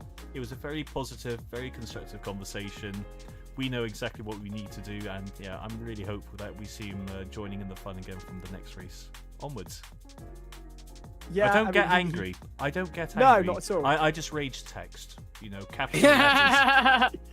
I mean, in fairness, he was more than understanding of it when I spoke to him at the pub. So there's definitely there's no hard feelings there. Certainly, over on the stream, Priam Argawal saying, "I don't have money to spend in clubs because I spent it all on FS." Yeah, that's Good about man. right. That is about right. Yes. Elsewhere, Kabza says, "Oh no, I know said driver." And Seb says, "I heard a rumor that Manchester is struggling to find a driver this year, as not a single member of their FS." Oh, I'm not even finishing that. I'm not finishing that sentence, Seb. I'm not doing it. If you want to read it, read. You only just read that, Monty. I was just getting you guys onto the server, and I come back, see the comment there. Seb, all I can say is introduce them to Nurofen. It's much safer. Oh no! So, on that cheery note, guys, I'm going to swap our cameras around because the servers have gone live. We are in warm-up. We've got 2 minutes and 10 seconds left. So, let me just adjust the screens. Hopefully everyone at home can see a glorious pink interior Barbie car. MX-5 in front of them. That's my car. And you can hear some cars driving around. Giles and Jess, hopefully you've got some pictures coming through on your side as well now. Got some excellent pictures. I mean, I should get you around to do the interior decoration on my flat, if that's how you do interior decoration, mate. Mate, that to me, this I is... need to tie my car. This is JJRacing pink, okay? So anyone that ever comes onto iRacing, onto Race Room, and they see a gloriously hot pink car driving, yes, that is Jersey James or Monty, as people know me as. So, yes. Proud to see the pink in the server tonight. But enough about me, onto the track. Look who we've got. Oh, Hertfordshire! Yes, they're in the top server. Hertfordshire are in pink, and off they go! Off goes Kingston. I don't care about that. Curse. Right, let's have a look. Who's qualified for the top server whilst they do their last warm-ups? We've got Hertfordshire there. Glasgow are in. What a surprise. Oh, Redbird are in. That's great to see. Exeter. Both Portsmouth teams are in. That's great to see. Exeter, they've made it into the top server this time as well. I think those seem to be the big ones. Surtees are back in again. Actually, no, they're not. They just missed out on the top server. My bad. Who's Surtees? No, both Portsmouth teams. Oh right, I beg your pardon. Right, okay. They were. Hold on, I'm just looking at the qualifying results. They were 26th and 27th in qualifying. There we are. Right, okay. That's a shame. And oh, I'm glad to see my jinx has continued. I don't see an Aberdeen in here. Oh no, I tell a lie. There's Aberdeen and there's McScottish. There's McScottish. Come on, McScottish, you're winning this one tonight. Aberdeen were just an interesting fact, Monty. I'm looking at the qualifying results there. The difference between Aberdeen and because Liverpool John Moore just missed out. The difference between the cut-off between qualifying for server 1 is about 0.004 of a second, Monty. Ow. You're kidding. Yeah. My goodness, that is so tight. That is very tight. Draws to an end. We've got Jess's money on Bolton, Monty's money on Aberdeen. I'm withholding judgment. We've got a fairly interesting field for the second race tonight here from round 4 of the Formula Student Sim Racing Series, live from the Virginia International Raceway, West Virginia, with left and right turns. You can see the stars and stripes flagging away there. I'm surprised as you are. We've got an interesting course for the Americans, used to ovals from them. And we're about to go racing. Glasgow, winners in race 1. Who will take the checkered flag in race 2? We're about to find out. Could we see a repeat of last year? Could Glasgow take this championship with both hands and run off with it during this race? I think some of the other top teams, Southampton and Bolton, may have something to say about it. You're on board there with Vigo. They had a fair bit of drama themselves in the previous race. Can they go better this time around? Surrey are back here as well. They have made it into the top server twice in one round, which is great to see because we haven't seen them here before. So congratulations to them and everyone involved in the team. Oh, I think it's DMU that won the race in Server 2's in Server 1 as well. It was, yes. So DMU, great to see them in there with their driver, Mr. Leetard. I pronounce that with an L, driving their car tonight. So that's great to see DMU also in the top server for the second race. Just seeing a couple of comments incoming with regards to... I'm seeing those as well. Where is Victoria? Unfortunately, my friends, Victoria have not qualified for the top server in both races, but they are here. They're in the bottom server. They've done well in the first race. And fingers crossed they can get a good result in their second race as well. And we will check out the timing standings straight after these races to see how they're Victoria starting got fourth. on. They're starting fourth in Server 2. Well, best of luck to them then. Come on, Victoria. Yeah, and Liverpool John Moore is on pole for Server 2. So hopefully they can make amends as well. Interesting things in the chat. There's speaking of documentaries, UCL doing one. X Racing have produced one, and it's releasing on the 22nd at 7 o'clock. Looking forward to seeing That's not very far away. That's in my calendars. Really looking forward to seeing that. A lot of the teams taking inspiration from Drive to Survive and doing documentaries on their progress. I've long thought that should be a thing. To be quite honest with you, they're going to put Red Bull Soapbox Race on the TV. Why the hell isn't Formula Student there? Right now, let's go through the grid for this second race in round 4. Live at the International Speedway in Virginia. Country roads, take me home, etc. Kicking us off in pole position, it is Southampton. They have out-qualified Glasgow to take the top spot. Glasgow down in second. In third, it's X Racing. Oh, it is wow. That's a turnaround. That's a turnaround. On their Joker. That is certainly unexpected, and given the way the chat's been going tonight, X Racing is about right. Meanwhile, in fourth, it's Bath. In third, we've got Bolton. Meanwhile, in sixth, it is Cardiff. In seventh, it is MTU. Hull A are there in eighth. Salford in ninth. University College Dublin rounding out your top 10. They're there in 10th. In 11th, it is the Red Bird of Hong Kong. In 12th, it is DMU, De Montfort University. Will their driving in the sim racing be as exciting as it usually is at Silverstone? We'll find out very shortly. Hertfordshire, Monty's old stomping ground, are there in 13th. In 14th, it is Vigo. In 15th, Monty's got his money on Aberdeen. They're there in 15th. Yes, Scottish. Surrey are there in 16th. Nice to see them in the top server again. University College London, in spite of some driver drama, they're there in 17th. Stavanger are in 18th, and Hull B team, are in 19th. I'm a little bit intrigued, Giles. There's a spot actually missing here. So Exeter's actually fourth on the grid. We're missing P3. I'm not trying to work out where they are at the moment. So everyone we've just read out there, Exeter fourth, and everyone else who just read out is Where's Belfast? 1. Yes, that's exactly what I'm looking for. Belfast do not seem to be on the grid at the moment, so I'm having a quick nose to see what's happening with them. Yes, because I was expecting to see there they are. There we are. There's Belfast. They were just getting ready. They were just getting ready. By the way, 4 teams have got one driver entry. So if you're wondering why Aberdeen's starting P16, 4 teams are having one driver entries for tonight's race 2, I believe. So that's Surrey, UCL, Iron and Hull B. So we have about a minute and a half to go before the grid merges, guys. What are we expecting? Turn 1 calamities? We've not had one of those yet tonight. Well, we had some drama in the first lap, certainly. Maybe not turn 1, but certainly lap 1. We had a fair bit of jiggery pokery. Turn 3. Yeah, that was when it all went to Pete Tong for a lot of people, and we are not too far off from diving into it once again. Get your predictions in the chat, please, or you can DM me if you're ginger.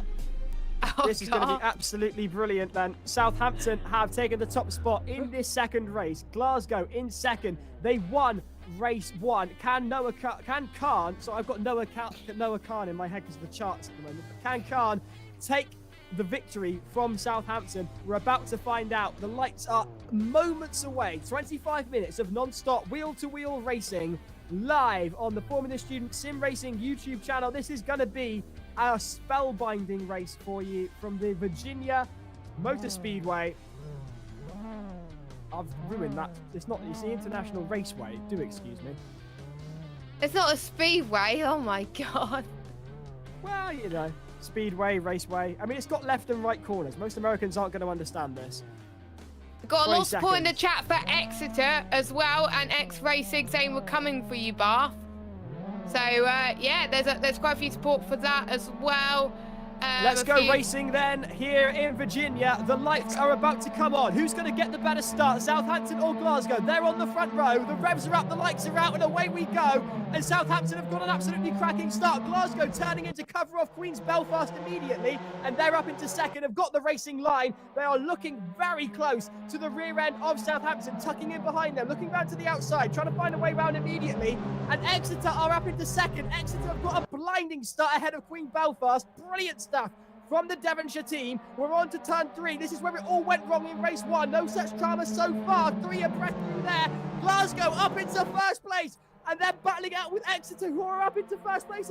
They've taken it from Glasgow. Glasgow and Exeter battling out between them. Belfast in third. Southampton up into third. This is monumental off the line. Exeter are in first place. I can't believe what I'm seeing. Queen's Belfast is off. Queen's Belfast is off, Giles. Sorry to cut you off. They're dropping massive positions. They're down to 10th. Absolute disaster for the Irish. So much for the luck of the Irish. Queen's Belfast down in 11th. Thank you, Jess. Hull 18 up into 6th. You're on board with Glasgow.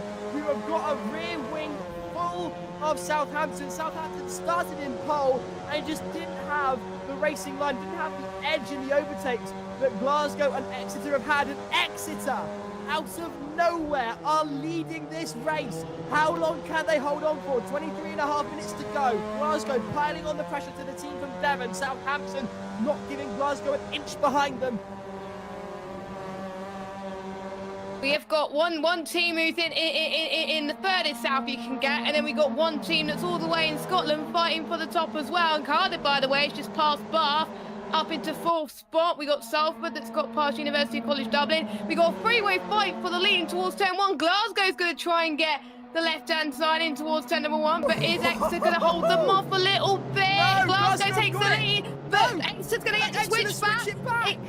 Exeter's going to try and get the lead here. Southampton may get a good run of this as well. Exeter trying to go the outside line in towards turn 4 and 5 as well. This is where they were battling in lap 1. They're keeping it clean. Oh, Exeter goes off the circuit. That was very tight. That could have been calamity for Exeter. They just managed to hold on there. Well held by the team from Devon as the Scots go through and take the lead. University of Glasgow, Khan behind the wheel, are in first. And Southampton are off onto the grass. Percy the park keepering it through there, and they're up into second.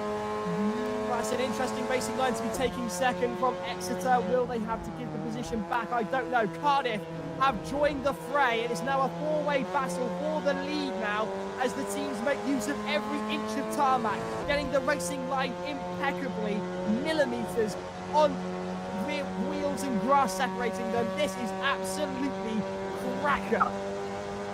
This is already nail-biting racing. 4 cars fighting for the race win, and we're only upping on the 2nd or 3rd lap. It's absolutely insane. And Bolton, my pick for the race win, is down in 6th. So I don't think I should predict Bolton for the race win again, because that's what that happened as well. And what about Monty's pick? Aberdeen is down in 16th position. So Southampton looking like the closest of our predictions so far as we head towards the 20 minutes to go mark past the pit lane. And now Southampton's going to try and go for the move once again in towards turn number 1. Glasgow. Oh, this is very tight indeed as Southampton look to the inside. They've got a better line through here, but they're about to switch it back onto the left, and Glasgow might just have it through there. There's not a lot separating these two teams, both in terms of points and in terms of track position right now. Glasgow in the lead under immense pressure from Southampton, who dive down to the inside. Glasgow go wide. Glasgow just about managing to squeeze out Southampton and cover them off with fantastic defensive driving. But is it going to be a question of imminency? Because it's right there. There's the contact, rubbernecking between the nose of Southampton, the rear of Glasgow. How long can Glasgow keep this up? They are completely bottlenecking the rest of the field. This is the closest we've ever seen it in Formula Student Sim Racing, because Exeter are right there, so are Cardiff, so are Bath, so are Bolton, and there goes Southampton through on the inside of Glasgow. Glasgow got the better line through the switchback onto the left of the chicane, but Southampton are up into first place. Just say something about that, Brad. To be fair, there's literally 5 cars that could win it that's how close it is at the moment as well. Attempts separating the top two. And I think Exeter are now under pressure from Cardiff and Bath as well in order to get the final podium spots. I think the top two are trying to run away with it currently as well. And Cardiff right on the gearbox space. Oh, Cardiff got up and hit the wall. Luckily, they just did time for the pit lane, but that was a huge shame for Cardiff. Oh, they just missed the pit lane, so I wonder if the damage wasn't that bad, but they dropped down into 7th spot. Bath does get past Exeter, but for how much longer as Exeter tries to cover Bath off in towards this next corner? Here comes Exeter now around the outside. College. I don't think it was Cardiff's fault, no. I think that was a bit of aggressive driving from Bath, who are now up onto the podium in third. That's up to the stewards. It is up to the stewards. Exeter going through, defending brilliantly and taking back the place from Bath University. Fantastic from the Devonshire team, who are clinging on to a top 3 position. They have done so well, having started in 4th. They came out of nowhere into this race, and now they are in with a shout of winning it. Virginia International Raceway, live for you for race 2 of round 4 of the Formula Student Sim Racing Series, and this is the closest racing we have ever seen here on the commentary box at all. Mazda MX-5s, live from America, you're on board with Bolton. They can see the battle for third taking place between Bath and Exeter, and great view for them.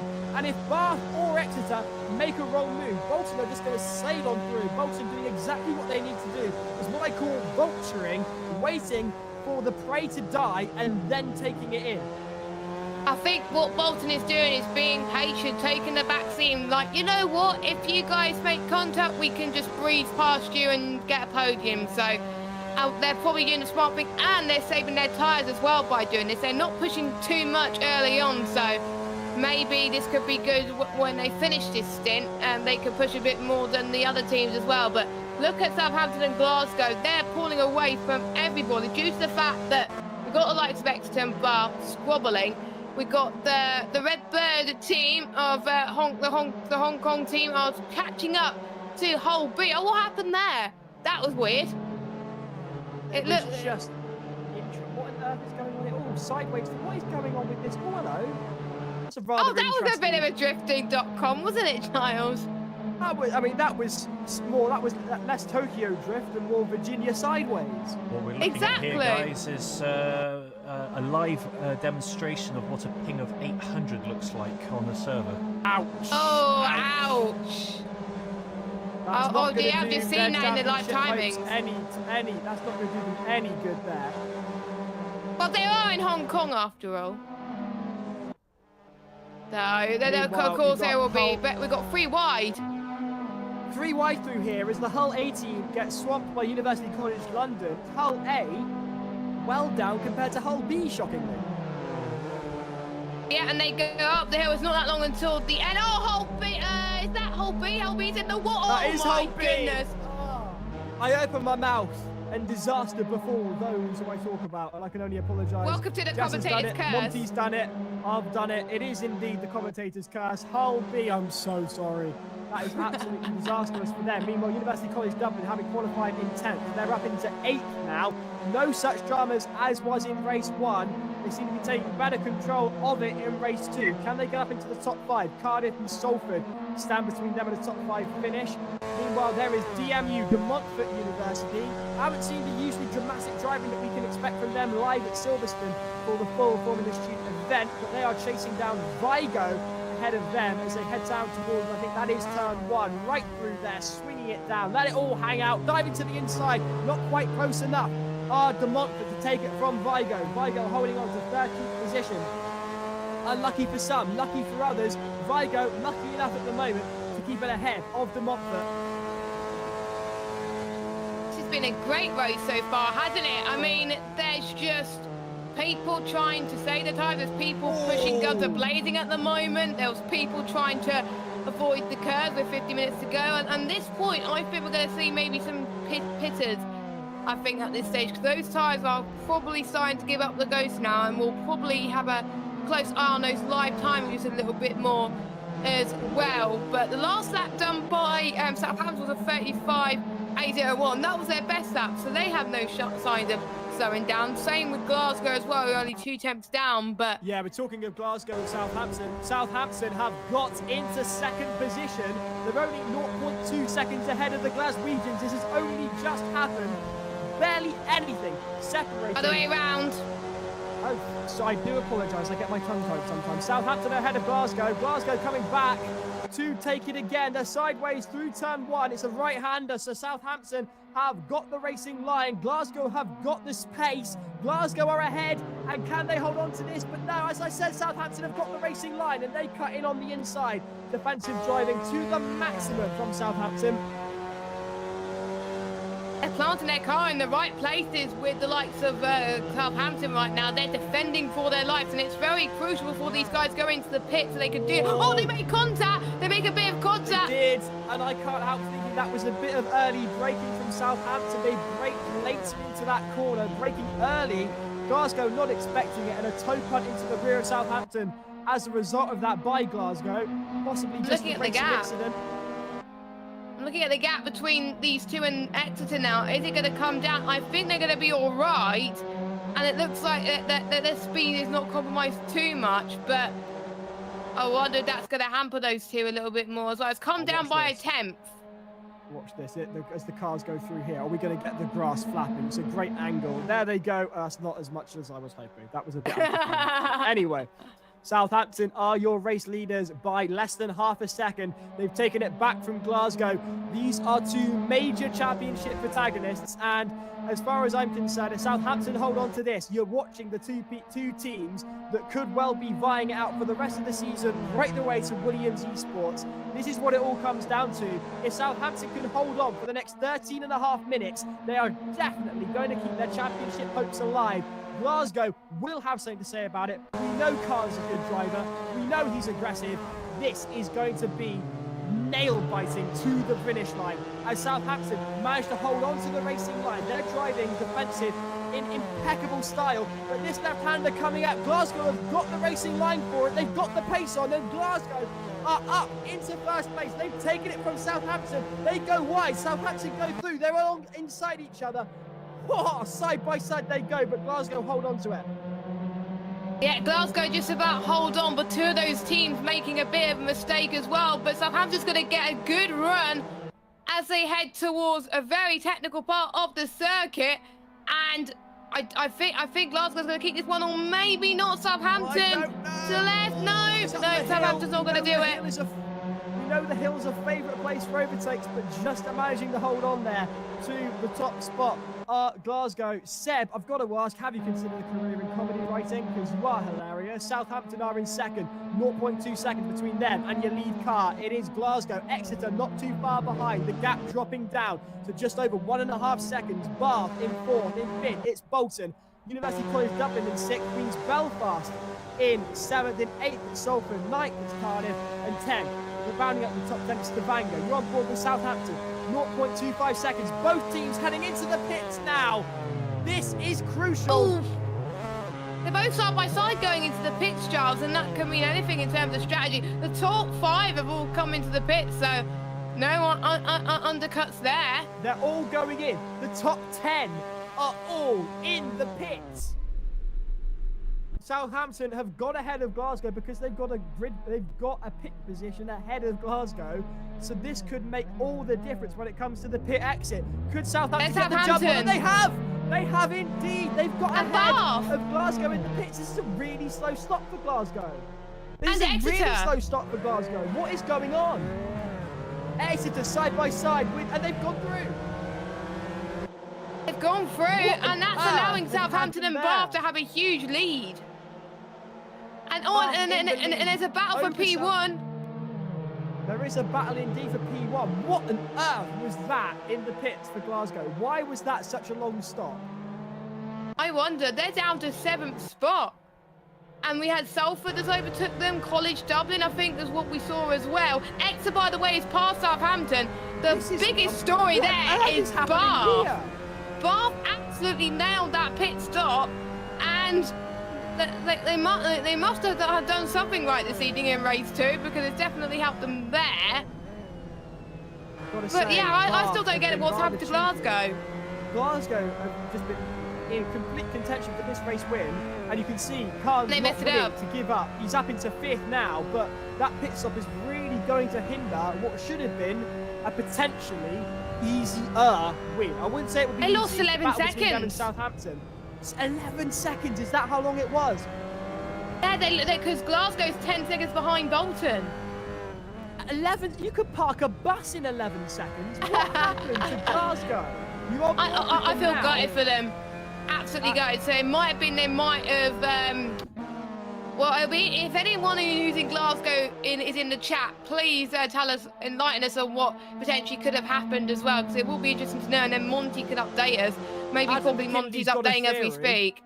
So. Glasgow must have taken tyres, says Adam, accidentally. Everyone else just took Ah, right. So they must have got to check to untick a box like you do in iRacing. You have to tick certain things. So they must have forgotten to taken that. And I think the same must have happened with Cardiff as well. fuel. I don't think Cardiff have had an issue in the pits. I think Cardiff is still having to recover from Oh yes, yeah. what Oh happened yeah. to them Oh yes. earlier on with And some- oddly enough our race leaders, Bath, who have snuck on through unexpectedly to take complete control of this race. They're half a second ahead of the Exeter. It's There's Devon Southampton. versus Somerset. Oh, I'm so here for this. Devon versus Somerset for the top position as Southampton come in, and they might have something to say about it as well.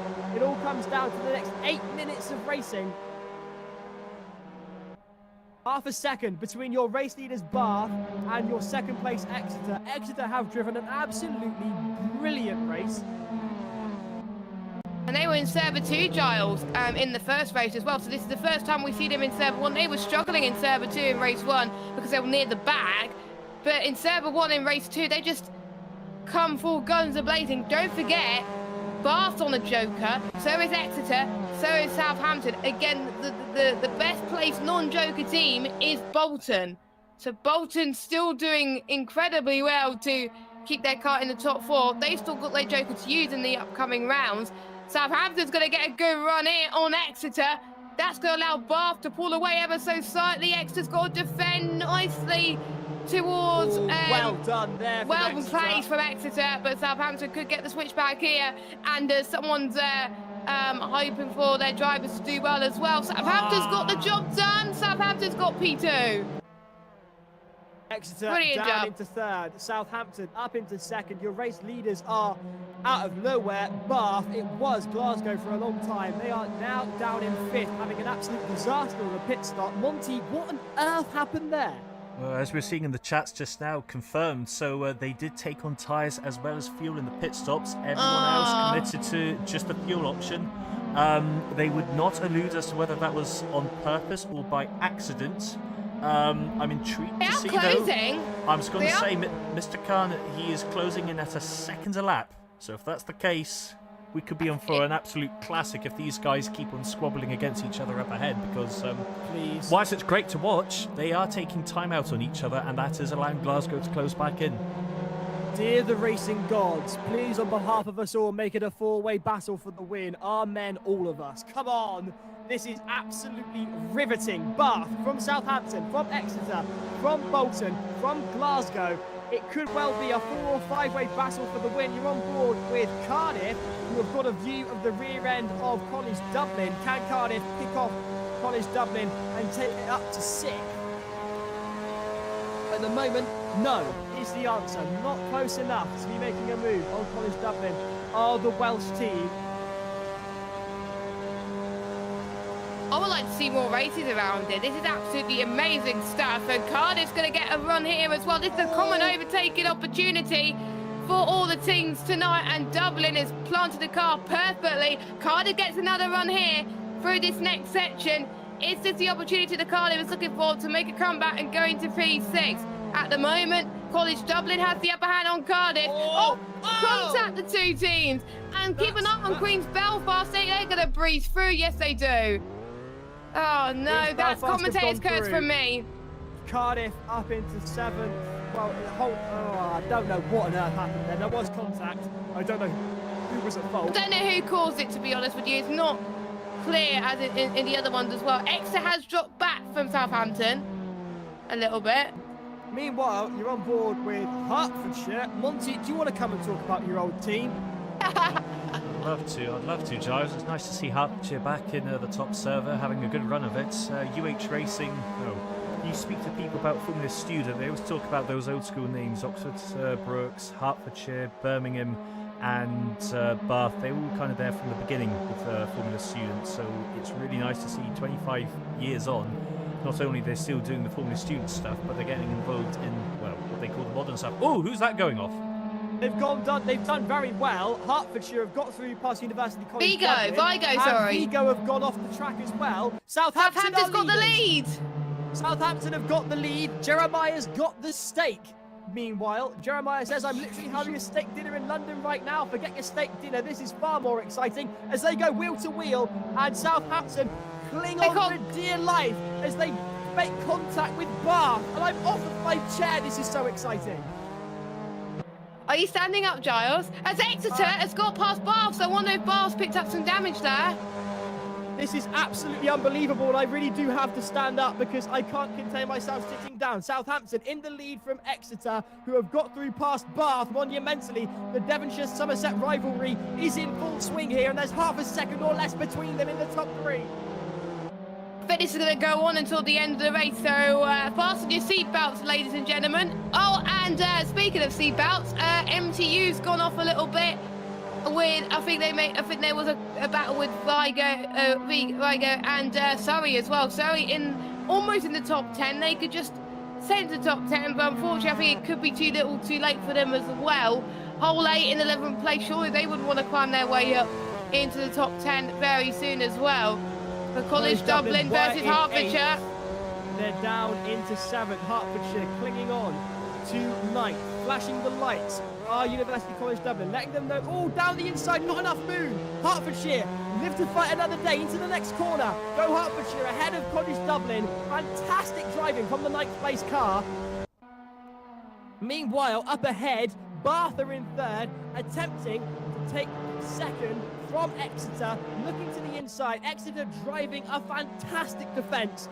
This is utterly unbelievable from start to finish, first to last. We've had some cracking racing, and we've got 3 minutes left to go. Here comes University College Dublin on Hertfordshire again. Hertfordshire have got the line. College Dublin, though, way too quick for Hertfordshire to do anything about it, and they are up into 9th.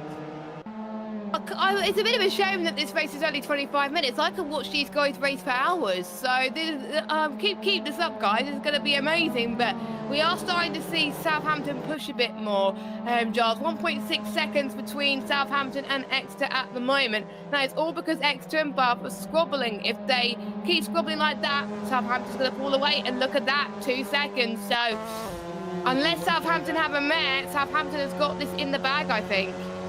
Looking to the inside, Exeter covering them off. It's Bath versus Exeter for 2nd place. I think we're going to have this to the checkered flag.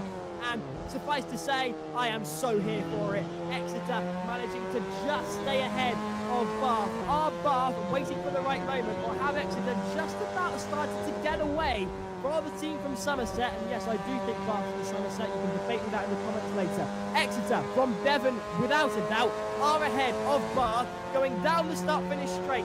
Just over a minute and a half of racing to go. Can the Devonshire team hold on? I don't think so, because they're looking there. Bath for a way round, looking to the outside, not managing to find a way in there. Looking to the inside now. They've got the inside line on Exeter. Can they squeeze through? No, they can't. Exeter managed to hold on to it just about, I think. Yes, they do. The driving in this defensive position from Exeter has been unreal. They've given up, I think, on that 1st place.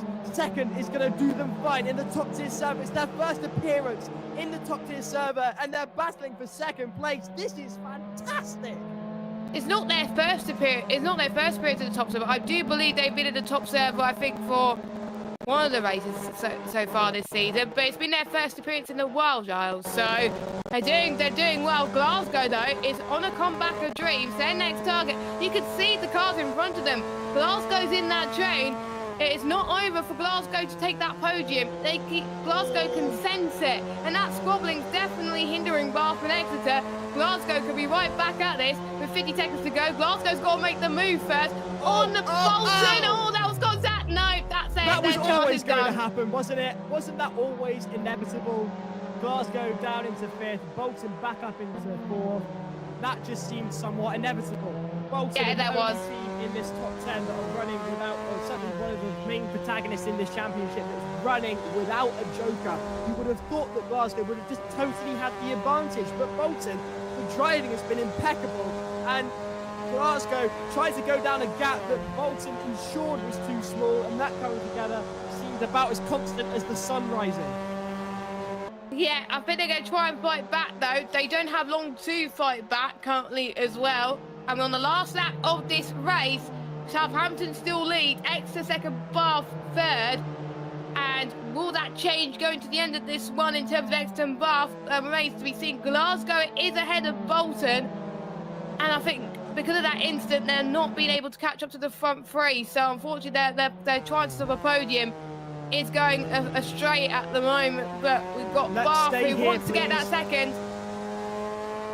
I think Exeter might just have it. To borrow from Eminem, the clock's run out, time's over, pow, and we're snapping into the reality that Exeter might be about to take second place in the top tier server, having not really caught my attention. Clearly they've been here before, but I've not noticed. Southampton might be about to take the win, but for me, it's been this monumental drive from the team from Devon, as Exeter are looking to me, unless Bath make a last-minute lunge, and they could well do in fairness, but Bath struggled, but Bath lost a lot of time. They lost 5 attempts.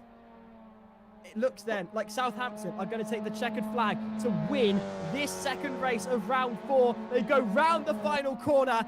This is going to blow the championship into a 2-horse race, I think, between Glasgow and Southampton. As Southampton cross the line, they know they've done it, squirreling down through there. Brilliant from them. But my driver of the night, Exeter, takes second. And third, it's Bath, followed by Glasgow in 4th. In 5th, it's Bolton. In 6th, it is Queen's Belfast. And 7th will be Cardiff. And there's University College Dublin in 8th. 9th, it's Salford. 10th, it's Hull. Hertfordshire in 11th. And I need to have a sit down. And ladies and gentlemen, Giles has been standing up this whole time because the action was this exciting. Southampton, what a drive from them, gaining points on Glasgow and Bolton. Brilliant. That was the most exciting race we've commentated on this entire event, not just this year, but since I've been in the commentary box for the sim racing. That was monumental. I agree with that. I agree with that. That's the best Formula Student race we ever commentated on. It was brilliant, and I have to say, Exeter driving very well as well. Bath pulling off a great attacking moves as well. Those 3 fighting for the race win was impeccable. You said Exeter. I don't know who I'd give my drive the team of the race to, because it could go to all 3 of those teams. Southampton, though, drove impeccable. It'll be interesting to hear what they thought in the interviews later on. But yeah, it was a shame about Glasgow at this point. They won race 1, looking to increase their gap for race 2, but unfortunately, it's not hoping for. And we've got some good support for Alex in the chat. So it must mean that Alex did very well. He did drive brilliantly. Oh, my dear. I'm trying to recover from that. I can't get my head around what's just happened. Seb, meanwhile, I do have to give a shout out because Seb consistently comments some of the best stuff on this chat, not all of which we can read out.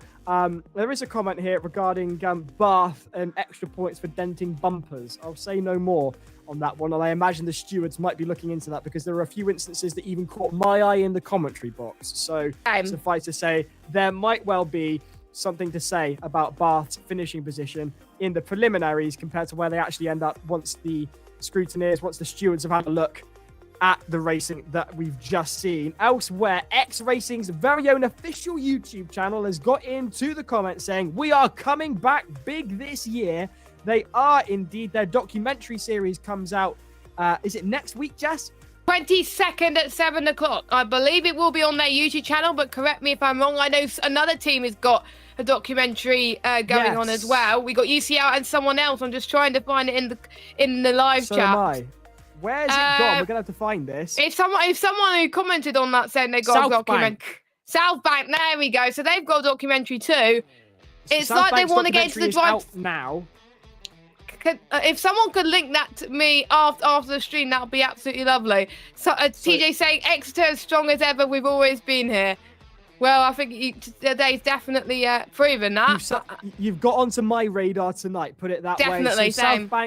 South Bank Racing have got their documentary series out now. Exeter's is coming in the next few days, and then some students from UCL are making a documentary about the whole of Formula Student in general. That should be ready before we go to Silverstone in July. I was invited to be a part of that, and I was absolutely delighted. Thank you very much to them. Thank you very much to every driver who took part tonight, because that was spellbinding. I think we're just trying to get hold of the driver who won for Southampton for you to have a chat with them. Jess, your thoughts on that tonight? I just didn't want that race to end. I kind of wish it went on longer than 25 minutes, because I could have watched it for like an hour or even 2 hours. It was absolutely incredible. Good to see some different teams up there near the top that we don't necessarily get to see, and that could mean a difference to where they are in the championship. Some teams are not even fighting for the top of the championship. They just want to climb their way up better than where they were last season. And for some teams, they haven't even taken part in the series. They just want to get the best result that they can. I can understand that. I mean, when you've got an opportunity for points, whether or not you actually care, it doesn't make a blind bit of difference. Like, you care regardless. Whether or not you're going to win the overall championship, it doesn't matter. And I'm so pleased to see people really pushing for it. And I'm just at a loss for words. It's been utterly brilliant. And my drive of the day has got to be Exeter. I know we won't get to talk to them because they didn't win, but that was just a fantastic drive from the Devonshire team. Yeah, I was not expecting to do well tonight after them being in Server 2 earlier on, but it just goes to show they had two drivers each. Well, they're meant to have two drivers each university. Some have one driver entry. You may struggle in one race, and then you have a chance to redeem yourself with your second driver in the second race, and that could really boost your confidence going into the evening, and that's just like redemption and a half as well. So that's going to be very, very good. X Racing is going to be missing a catalytic converter on their transporter comp if they're not careful, says Scott Page. To be honest with you, some of this just goes completely above my head. But yes, anyway, if you're watching, do get in touch, and we'd love to hear from you. It's just been an absolutely wonderful evening, and big up to the Marshals and Monty and everyone who puts this on, because it's no mean feat to be putting this on. And I can't lie, I think tonight's been one of the most entertaining rounds we've ever had. And if you're there in the stream and you've been enjoying this, do show your support for the people behind the scenes that put this on, because it just lets the IMECI know that the sim racing series is something to really be proud of and to garner attention that it deserves. So do drop your comments in, or better still, write a letter to the IMECI. Do you remember when letters were a thing? Go old school, write a letter. Yeah, I wouldn't mind that. Or even at the end of the year, maybe a Christmas card. But it's not even Christmas yet. I think a lot of people want Alex in the booth now. I'm assuming Alex isn't from Southampton. I've just kind of... No, Alex is from Exeter. I thought it might be Alex from Exeter. That does quite work nicely, but someone's saying... Jeremiah saying, I will personally walk over to your little studio and get Alex on if you don't. Oh no! Yeah, we're cast to the four winds in the commentary box. It's only a virtual box. None of us are together. Jesse's somewhere else. I mean, Monty's on his own island, in fairness to him. In Jersey. X Racing saying, big up IMECI and all people that make this possible. Meanwhile, I think we've got a comment from our regular commenter that is, where's he gone? He was here a moment ago. The comments are coming in thick and fast tonight.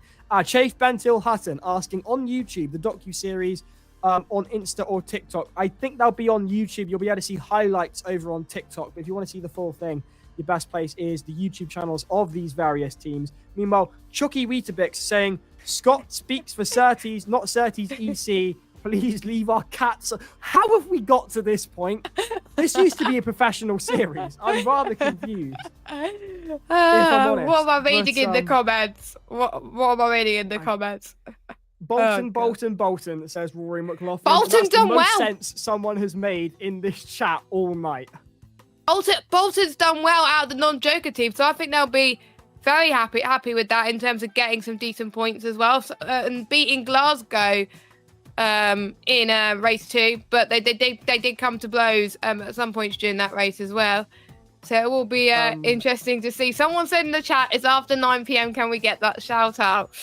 I'm going to completely sidetrack from that because Exeter Racing have just followed me on Instagram. Thank you very much. So, you can follow both of us on Instagram. Jess is at JessGames95 and I'm at Giles_Cosgrove. It's there. And guess what? They just followed me as well. Way! Well done, Exeter. I mean, we might not be able to interview you, but we can certainly give you a lot of shout-outs. We've got some interviews, and I believe you, Giles, are taking this one. Absolutely. Your winners for race 2 of round 4. Let's go to Southampton. Congratulations on what was an absolutely monumental drive from start to finish, holding off various people to take a deserved win from pole. But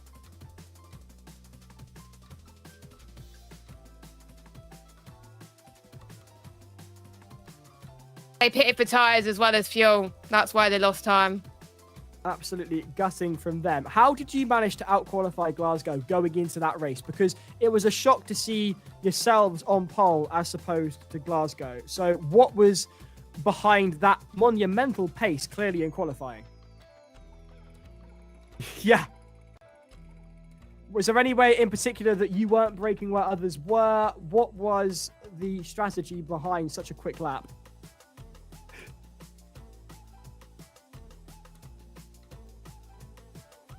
Oh, what's going on here? We've got another voice in our ears. Not sure where that's coming from. They're muted. It's all good. They just carry on. Someone accidentally got into the commentary box. I do apologise. Where were we?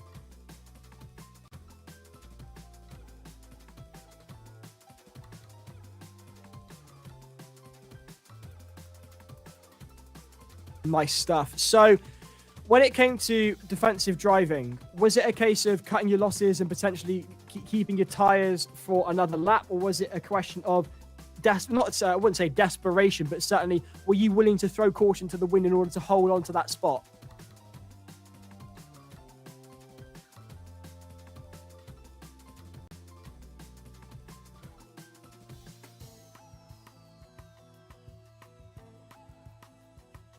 Apparently they can't hear the interview. But Chief Bento Husser says that is our head of drivetrain, so we need to shout out. Are you in charge of the drivetrain? I don't know. To be honest with you, we seem to be having a bit of technical difficulty in hearing you. Most importantly, can you hear him now? Nope, we definitely cannot. Hang on, whoever that person was that just joined our commentary box before has completely screwed up the audio. Hang on, I'm going to move everyone Absolutely onto wonderful. This has been an evening for it. This is what happens when you organise things for students, guys. Right, okay, bear with me. I'm going on to channel 2. Give me 5 seconds. So if we turn off Giles, Jess, and you, and turn on channel 2. Okie dokie. So, Giles, speak for me, please. Check, 1, 2. It's a live sound check. Jess, speak for me, please. Testing, 1, 2, 3. Southampton, speak for me, please. Hello. Fantastic. We have sound. Sorry, guys. Continue that conversation. I'm going to go and virtually... We'll try and restart that conversation. You do that. I'm sticking a virtual steel toe cap up someone's backside now for joining our commentary box. Right, there we are. Southampton taking the win in race 2 of round 4 from the line. What was the strategy? Because you out-qualified Glasgow in a monumental bit of pace. Were there places that you were braking where others weren't? How did you go about it in the qualifying? So in qualifying, Sector 1 was probably the best place to get a bit of time. If you brake slightly earlier for turns 3 and 4, you can really get on the throttle early and just carry that pace all the way up to turn 7. So yeah, that's the thing where where that came from, because Sector 2 wasn't that great actually. That's really interesting. So Sector 1 really clearly can make all the difference to a flying lap. Now, when it comes to the race itself, you were defending like mad from a number of challenges for the lead. What was the strategy when it came to defense? Because you could cook the tires and potentially lose it in the long run, but could hold on to the position in the short term if you go balls to the wall. So whereabouts did you find yourself when it came to that defensive strategy? Well, I think the main overtaking opportunity is into turn 1, maybe turn 7. Otherwise, elsewhere, it's quite difficult. So long as you can just hold off anyone else through turn 1, you're more or less covered. It's just too difficult to pass most of the way around the rest of the circuit. And in terms of pit strategy, clearly you got it right, and unfortunately, Glasgow got it wrong. So what was the right pit strategy to be taking here? Was it just fuel? Because I was surprised that teams didn't seem to take on new tyres. There's only really one strat around this combination. It was pit on lap 8, stick fuel in, no tyres. I'd say the tyres probably made it all the way up to about lap 14 before you even started noticing a bit of wear. The only issue is coming out of the pits on cold tyres where it's just ice, pretty much. Yeah. With that pit exit between yourselves and there was a pit between yourselves and Bath was fairly tight indeed. What was it like racing Bath? Because there have been a few comments on the chat regarding potentially aggressive driving. How did you find it going wheel to wheel with Bath? Well, I won't say too much. I was being crowded off on the start finish line, and I wasn't best pleased about that. It worked its way out in the end though, I think. Be interested to see what happened in that battle for second place afterwards. Yeah, I mean, look, you're here, they're not, so you came out all the better for it, and oddly enough, by popular demand, our second place team, Exeter, will be here shortly, so do stay with us and don't lynch us either. Going forward in the competition, it looks like it could well be a two-way race between yourselves and Glasgow. Glasgow have come down all guns blazing when it comes to the engineering challenges. How have you at Southampton been finding the engineering challenges? Well, I'm not actually an engineering student, so I'm a driver feedback for that. I don't provide too much of the commentary on the actual submission.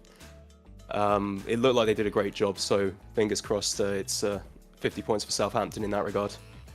We know the car and track combos for the rest of the season. What are you most looking forward to coming up?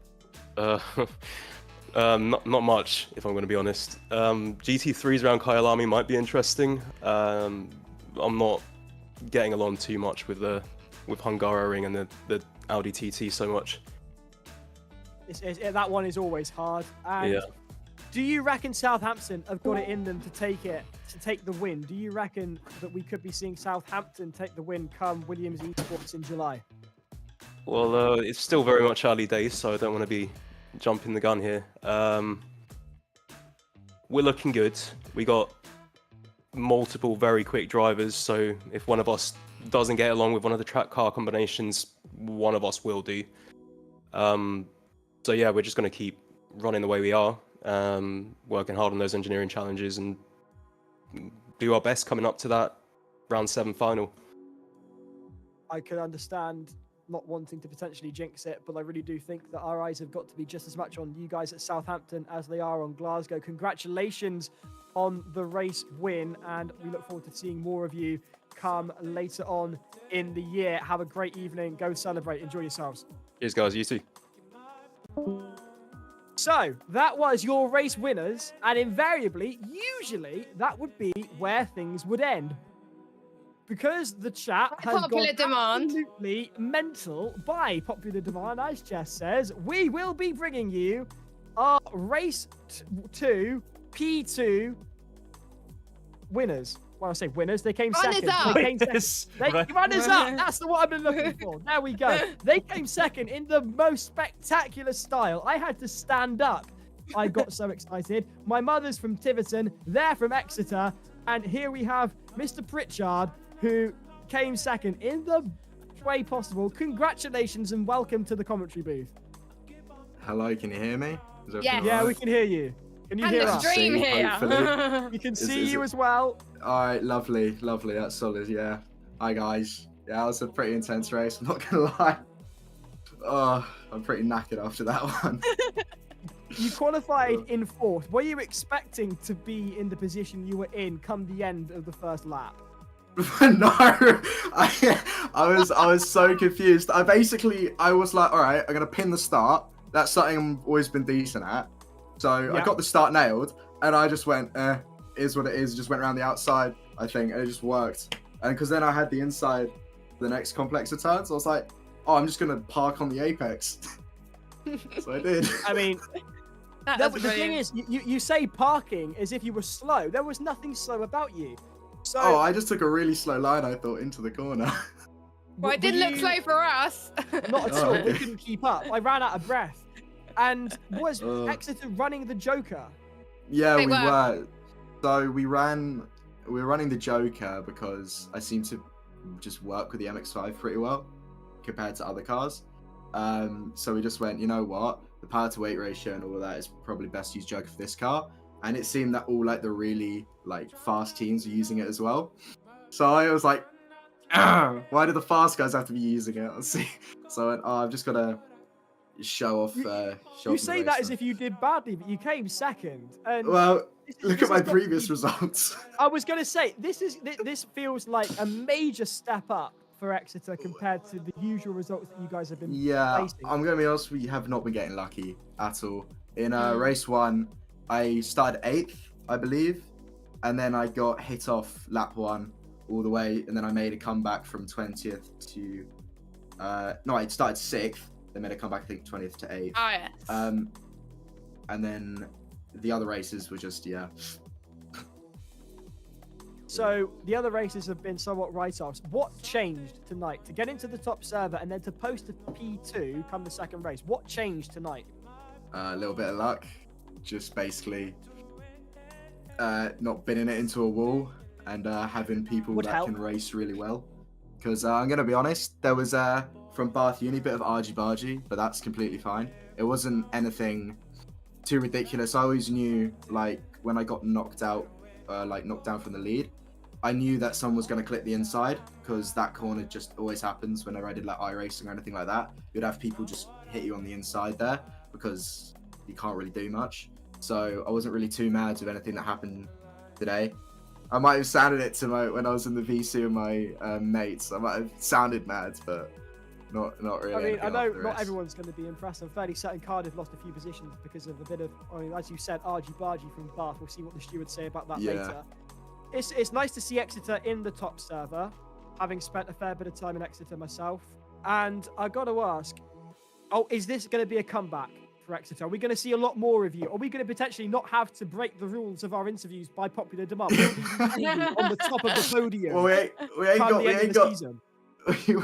we don't have a Joker left, so but I'd say I'm very good in GT3 cars. Oh. That's like probably my best. Open wheels okay, but definitely when it comes to more mechanical grip over aerodynamical grip, if that's the word. I don't know, but I'm definitely Interesting better way when of it comes to looking that. at it, but, Yeah, there's something I'm in just- it for sure. Yeah, I'm better when it comes to that over aerodynamics and stuff in cars. So, your documentary series is something we've been talking about tonight a fair bit. Yes, Have you yes. seen it yet? What have we got in store for us from the X-Racing A lot documentary of spicy things. A lot of A lot of spicy spicy things things. indeed. Series? It's going to be really good. Is she who must not be named in your documentary series? But it- Yeah. Yes. I don't know. Maybe yes. I don't know. Okay, because it's Oh, Monty celebrating in the background like there's a The chat party is gonna going on. love that. She's gonna be in the X-Racing series. I mean, potentially may X-Racing not be on documentary. There's no mean- series.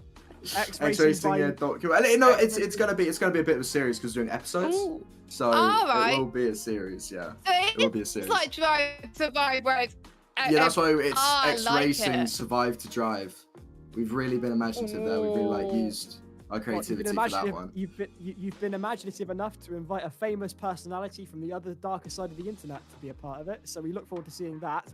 In all serious note, I'm really pleased to see teams getting into it with these documentaries and showing everyone in the wider world the amount of time and effort and energy that goes into a Formula student car. You were there last year with an incomplete car. I've seen on your socials that you've been doing engine tests the last few days. That looked fantastic.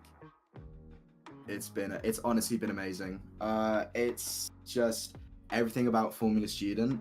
It's basically like it's like a whole nother module, a part of your course, but it's the module I love the most and the one that I think I actually put the most time into. Everything about it is just amazing. The people, the feeling of like this kind of team you're in. It's like this, of course, like football teams, rugby teams, all of this. But when you're building the car from scratch and you see this progression over time, and everyone's just getting excited, and then you do stuff like we just had engine testing, and it was so cool because we were all there with because the earplugs in, because not to damage our ears. But then when we ran it again, we were just like, oh, sod it, and then just took them out because it's just everything. It's just so good. It's just that first ignition when it finally clicks in and it starts. It's the most euphoric feeling, isn't it? It's so good because last year apparently it was a bit of a I can't swear. It was a bit bad. There we go. It was just a bit delayed, but this year, no, it's all gone really well. The team is absolutely amazing.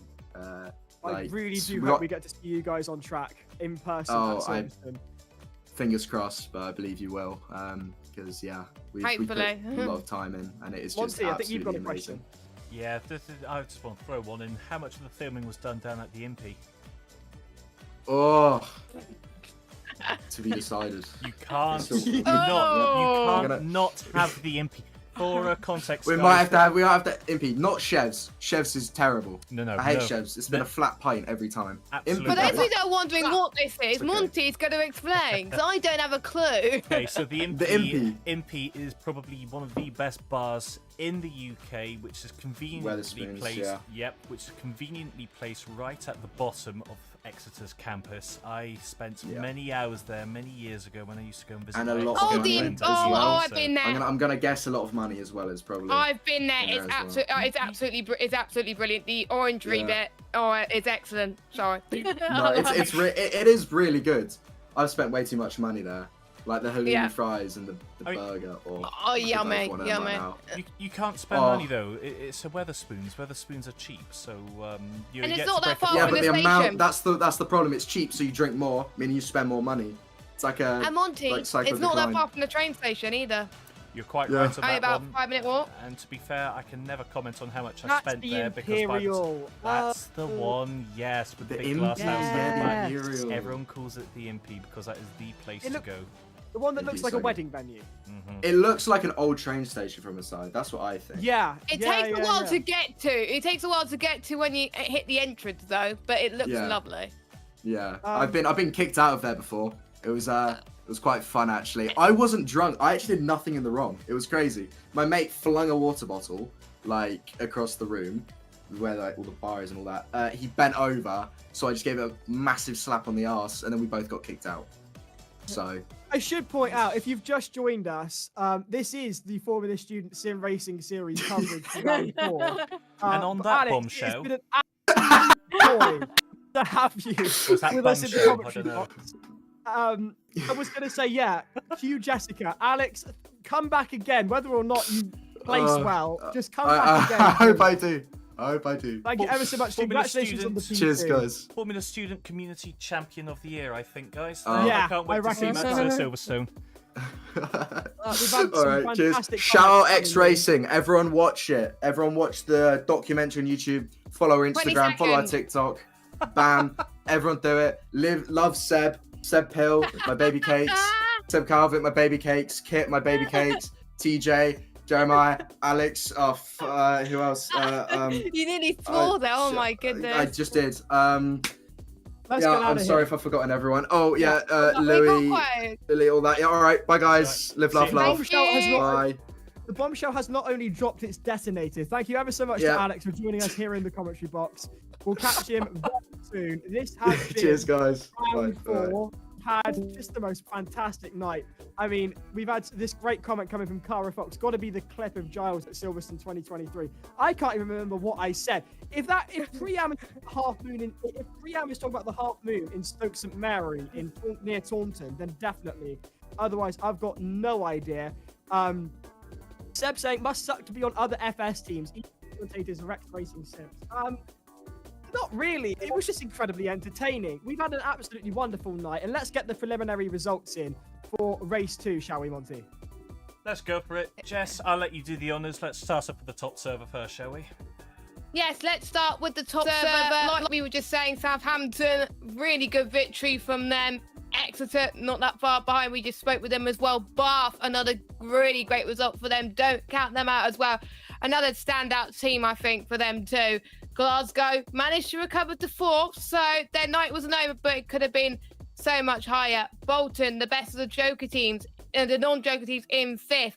Queen's Belfast recovered to 6th. Then we got Cardiff in 7th. They could have been up there in the fight, but they had instances of their own. College Dublin in 8th.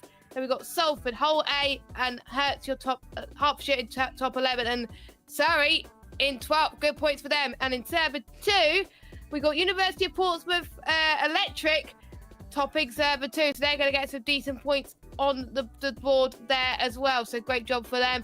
Oxford University, they were in server 1 last time, but they were in server 2 this time, and they managed to get a top spot. So great job for them. We've got Formula Student Team Napier in 2nd.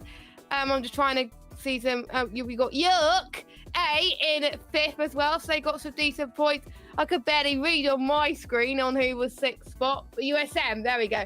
USM in 6th. Trinity St David in 7th. Victoria in 8th. Polytechnic in 9th. Alternative Fuel in 10th. They could have gone a bit higher, same with Staffordshire as well. And there's the rest of your order. Glasgow B in 12th. NTU 13th. Liverpool John Moore in 40th. I believe they started in near the front, so they didn't have the best result, unfortunately. Then we've got and then that was Westfield's out. But what does that do with the overall results of the night, Monty? So who's our money on, guys? Do you think Glasgow did enough, or do you think that second race has given it to Southampton? I think Southampton might have taken it. Interesting. Oh, by 2 points. Now, do you remember the last time we did this at Brands Hatch? It came down to the fastest laps that were the defining factor. That was the same here. So, both took a win, both came 4th, and both took a pole position. So they both scored 91 points. Glasgow took 2 fastest laps. The 2 bonus points to come with that is what's given them the overall victory tonight. Oh my days, is that it? That is That's it. crazy. 2 fastest laps. That's what the defining factor was, guys. 2 fastest laps to Glasgow, and they held on to the win. So and look at Surrey! Congratulations to the University of Glasgow, taking overall victory provisionally from Southampton, and Queen's University Belfast, their best result to date since joining the series in 3rd. Bolton, do you know what? Damage limitation, fair play to them. They weren't running their Joker. Yeah. They still came out with 4th. Excellent driving from them tonight, because they still had their Joker in use for one of the next 2 rounds, so they're going to come back with a vengeance. Bath, look at that as well. 5th for them. Another great result for Cardiff and Salford. Yet again, more top 10 finishes for them. Dublin, I'm sure, hey, 8th is their best finish yet, but I'm sure they would have been saying what might have been, given that they started 2nd in race 1. But well spotted there, Jess. Surrey, what a debut for them. 10th position in their first ever attempt, joining in with the Formula Student Sim Racing Series. So fair play. They're not bottom anymore. Absolutely. Exeter, do you know what? What a crying shame that they had such a weak first race in the bottom server, because they are only 12th overall. But what a fantastic race that was from them in the second race there. Munster 13th, Hong Kong 14th, Edinburgh Napier in 15th. Now, these aren't the only results that we're publishing as well tonight, guys, because do we have the engineering challenge? we have the engineering challenge as well, Jess. Now, guys, for context, as I said, so in between all the races, the universities are also taking part in engineering challenges. They're being provided with a case study. It's about problem solving. It's about applying maths and science to come up with a good solution. It's not necessarily about putting in the fastest time. And the challenge this time, they were provided the MX-5s in Virginia. And so as part of their practice, the case study was to find out how to make the tyres work best. Hence why we were seeing so many of them trying to eke out a single run, no need to change the tyres. Some didn't give that memo to Glasgow, obviously. Which is a bit ironic, because they actually... Guess who won? They actually won the engineering challenge, justifying that point exactly, but they forgot to apply that strategy to their own second race. Who raced two? No. But with that comes an extra 50 bonus points, which will go towards their championship tally. So Glasgow, well, actually, it was a top 2 for Scotland, because Strathclyde, even though we didn't see them at all tonight, they came second in the engineering challenge, with Southampton 3rd, Bath 4th, and Queen Mary 5th. Fantastic submissions from all of them. It was great for the judges, who incidentally are industry professionals, giving up their time to come and review their submissions and apply feedback as to what they thought was great about their case studies, what needed to be improved on them. It was great to see the universities apply to this, because there's some names in there that perhaps you don't normally see, but they're showing their engineering prowess and they're getting points that way. I mean, look, Birmingham. I for see example. one, yes. Birmingham is what I pointed out. Standout example there. So the engineering prowess is still there, and all of that will contribute towards their points. So once we take into consideration all of that, here's what the standings are looking like as we leave round 4. Southampton in the lead on 422 points. Glasgow, wow, that's basically another 140 odd points they've managed to score. The steamroller has begun again, guys. Look, that's them catching up. Bolton, this is deja vu from last year. Bolton are starting to lose that momentum again, but knowing that they still have that joker to use, they're going to get their vengeance later on. They seem a lot more composed this year, so I'm really looking forward to this. But Hull in 4th, Vigo still hanging on in 5th, Cardiff in 6th, Dublin in 7th, Salford in 8th, Bath now up to 9th after that wonderful showing tonight, and Munster Technological University rounding out the top 10 in the standings. 4 rounds out of 7 done. What's your standout on that one, guys? Exeter.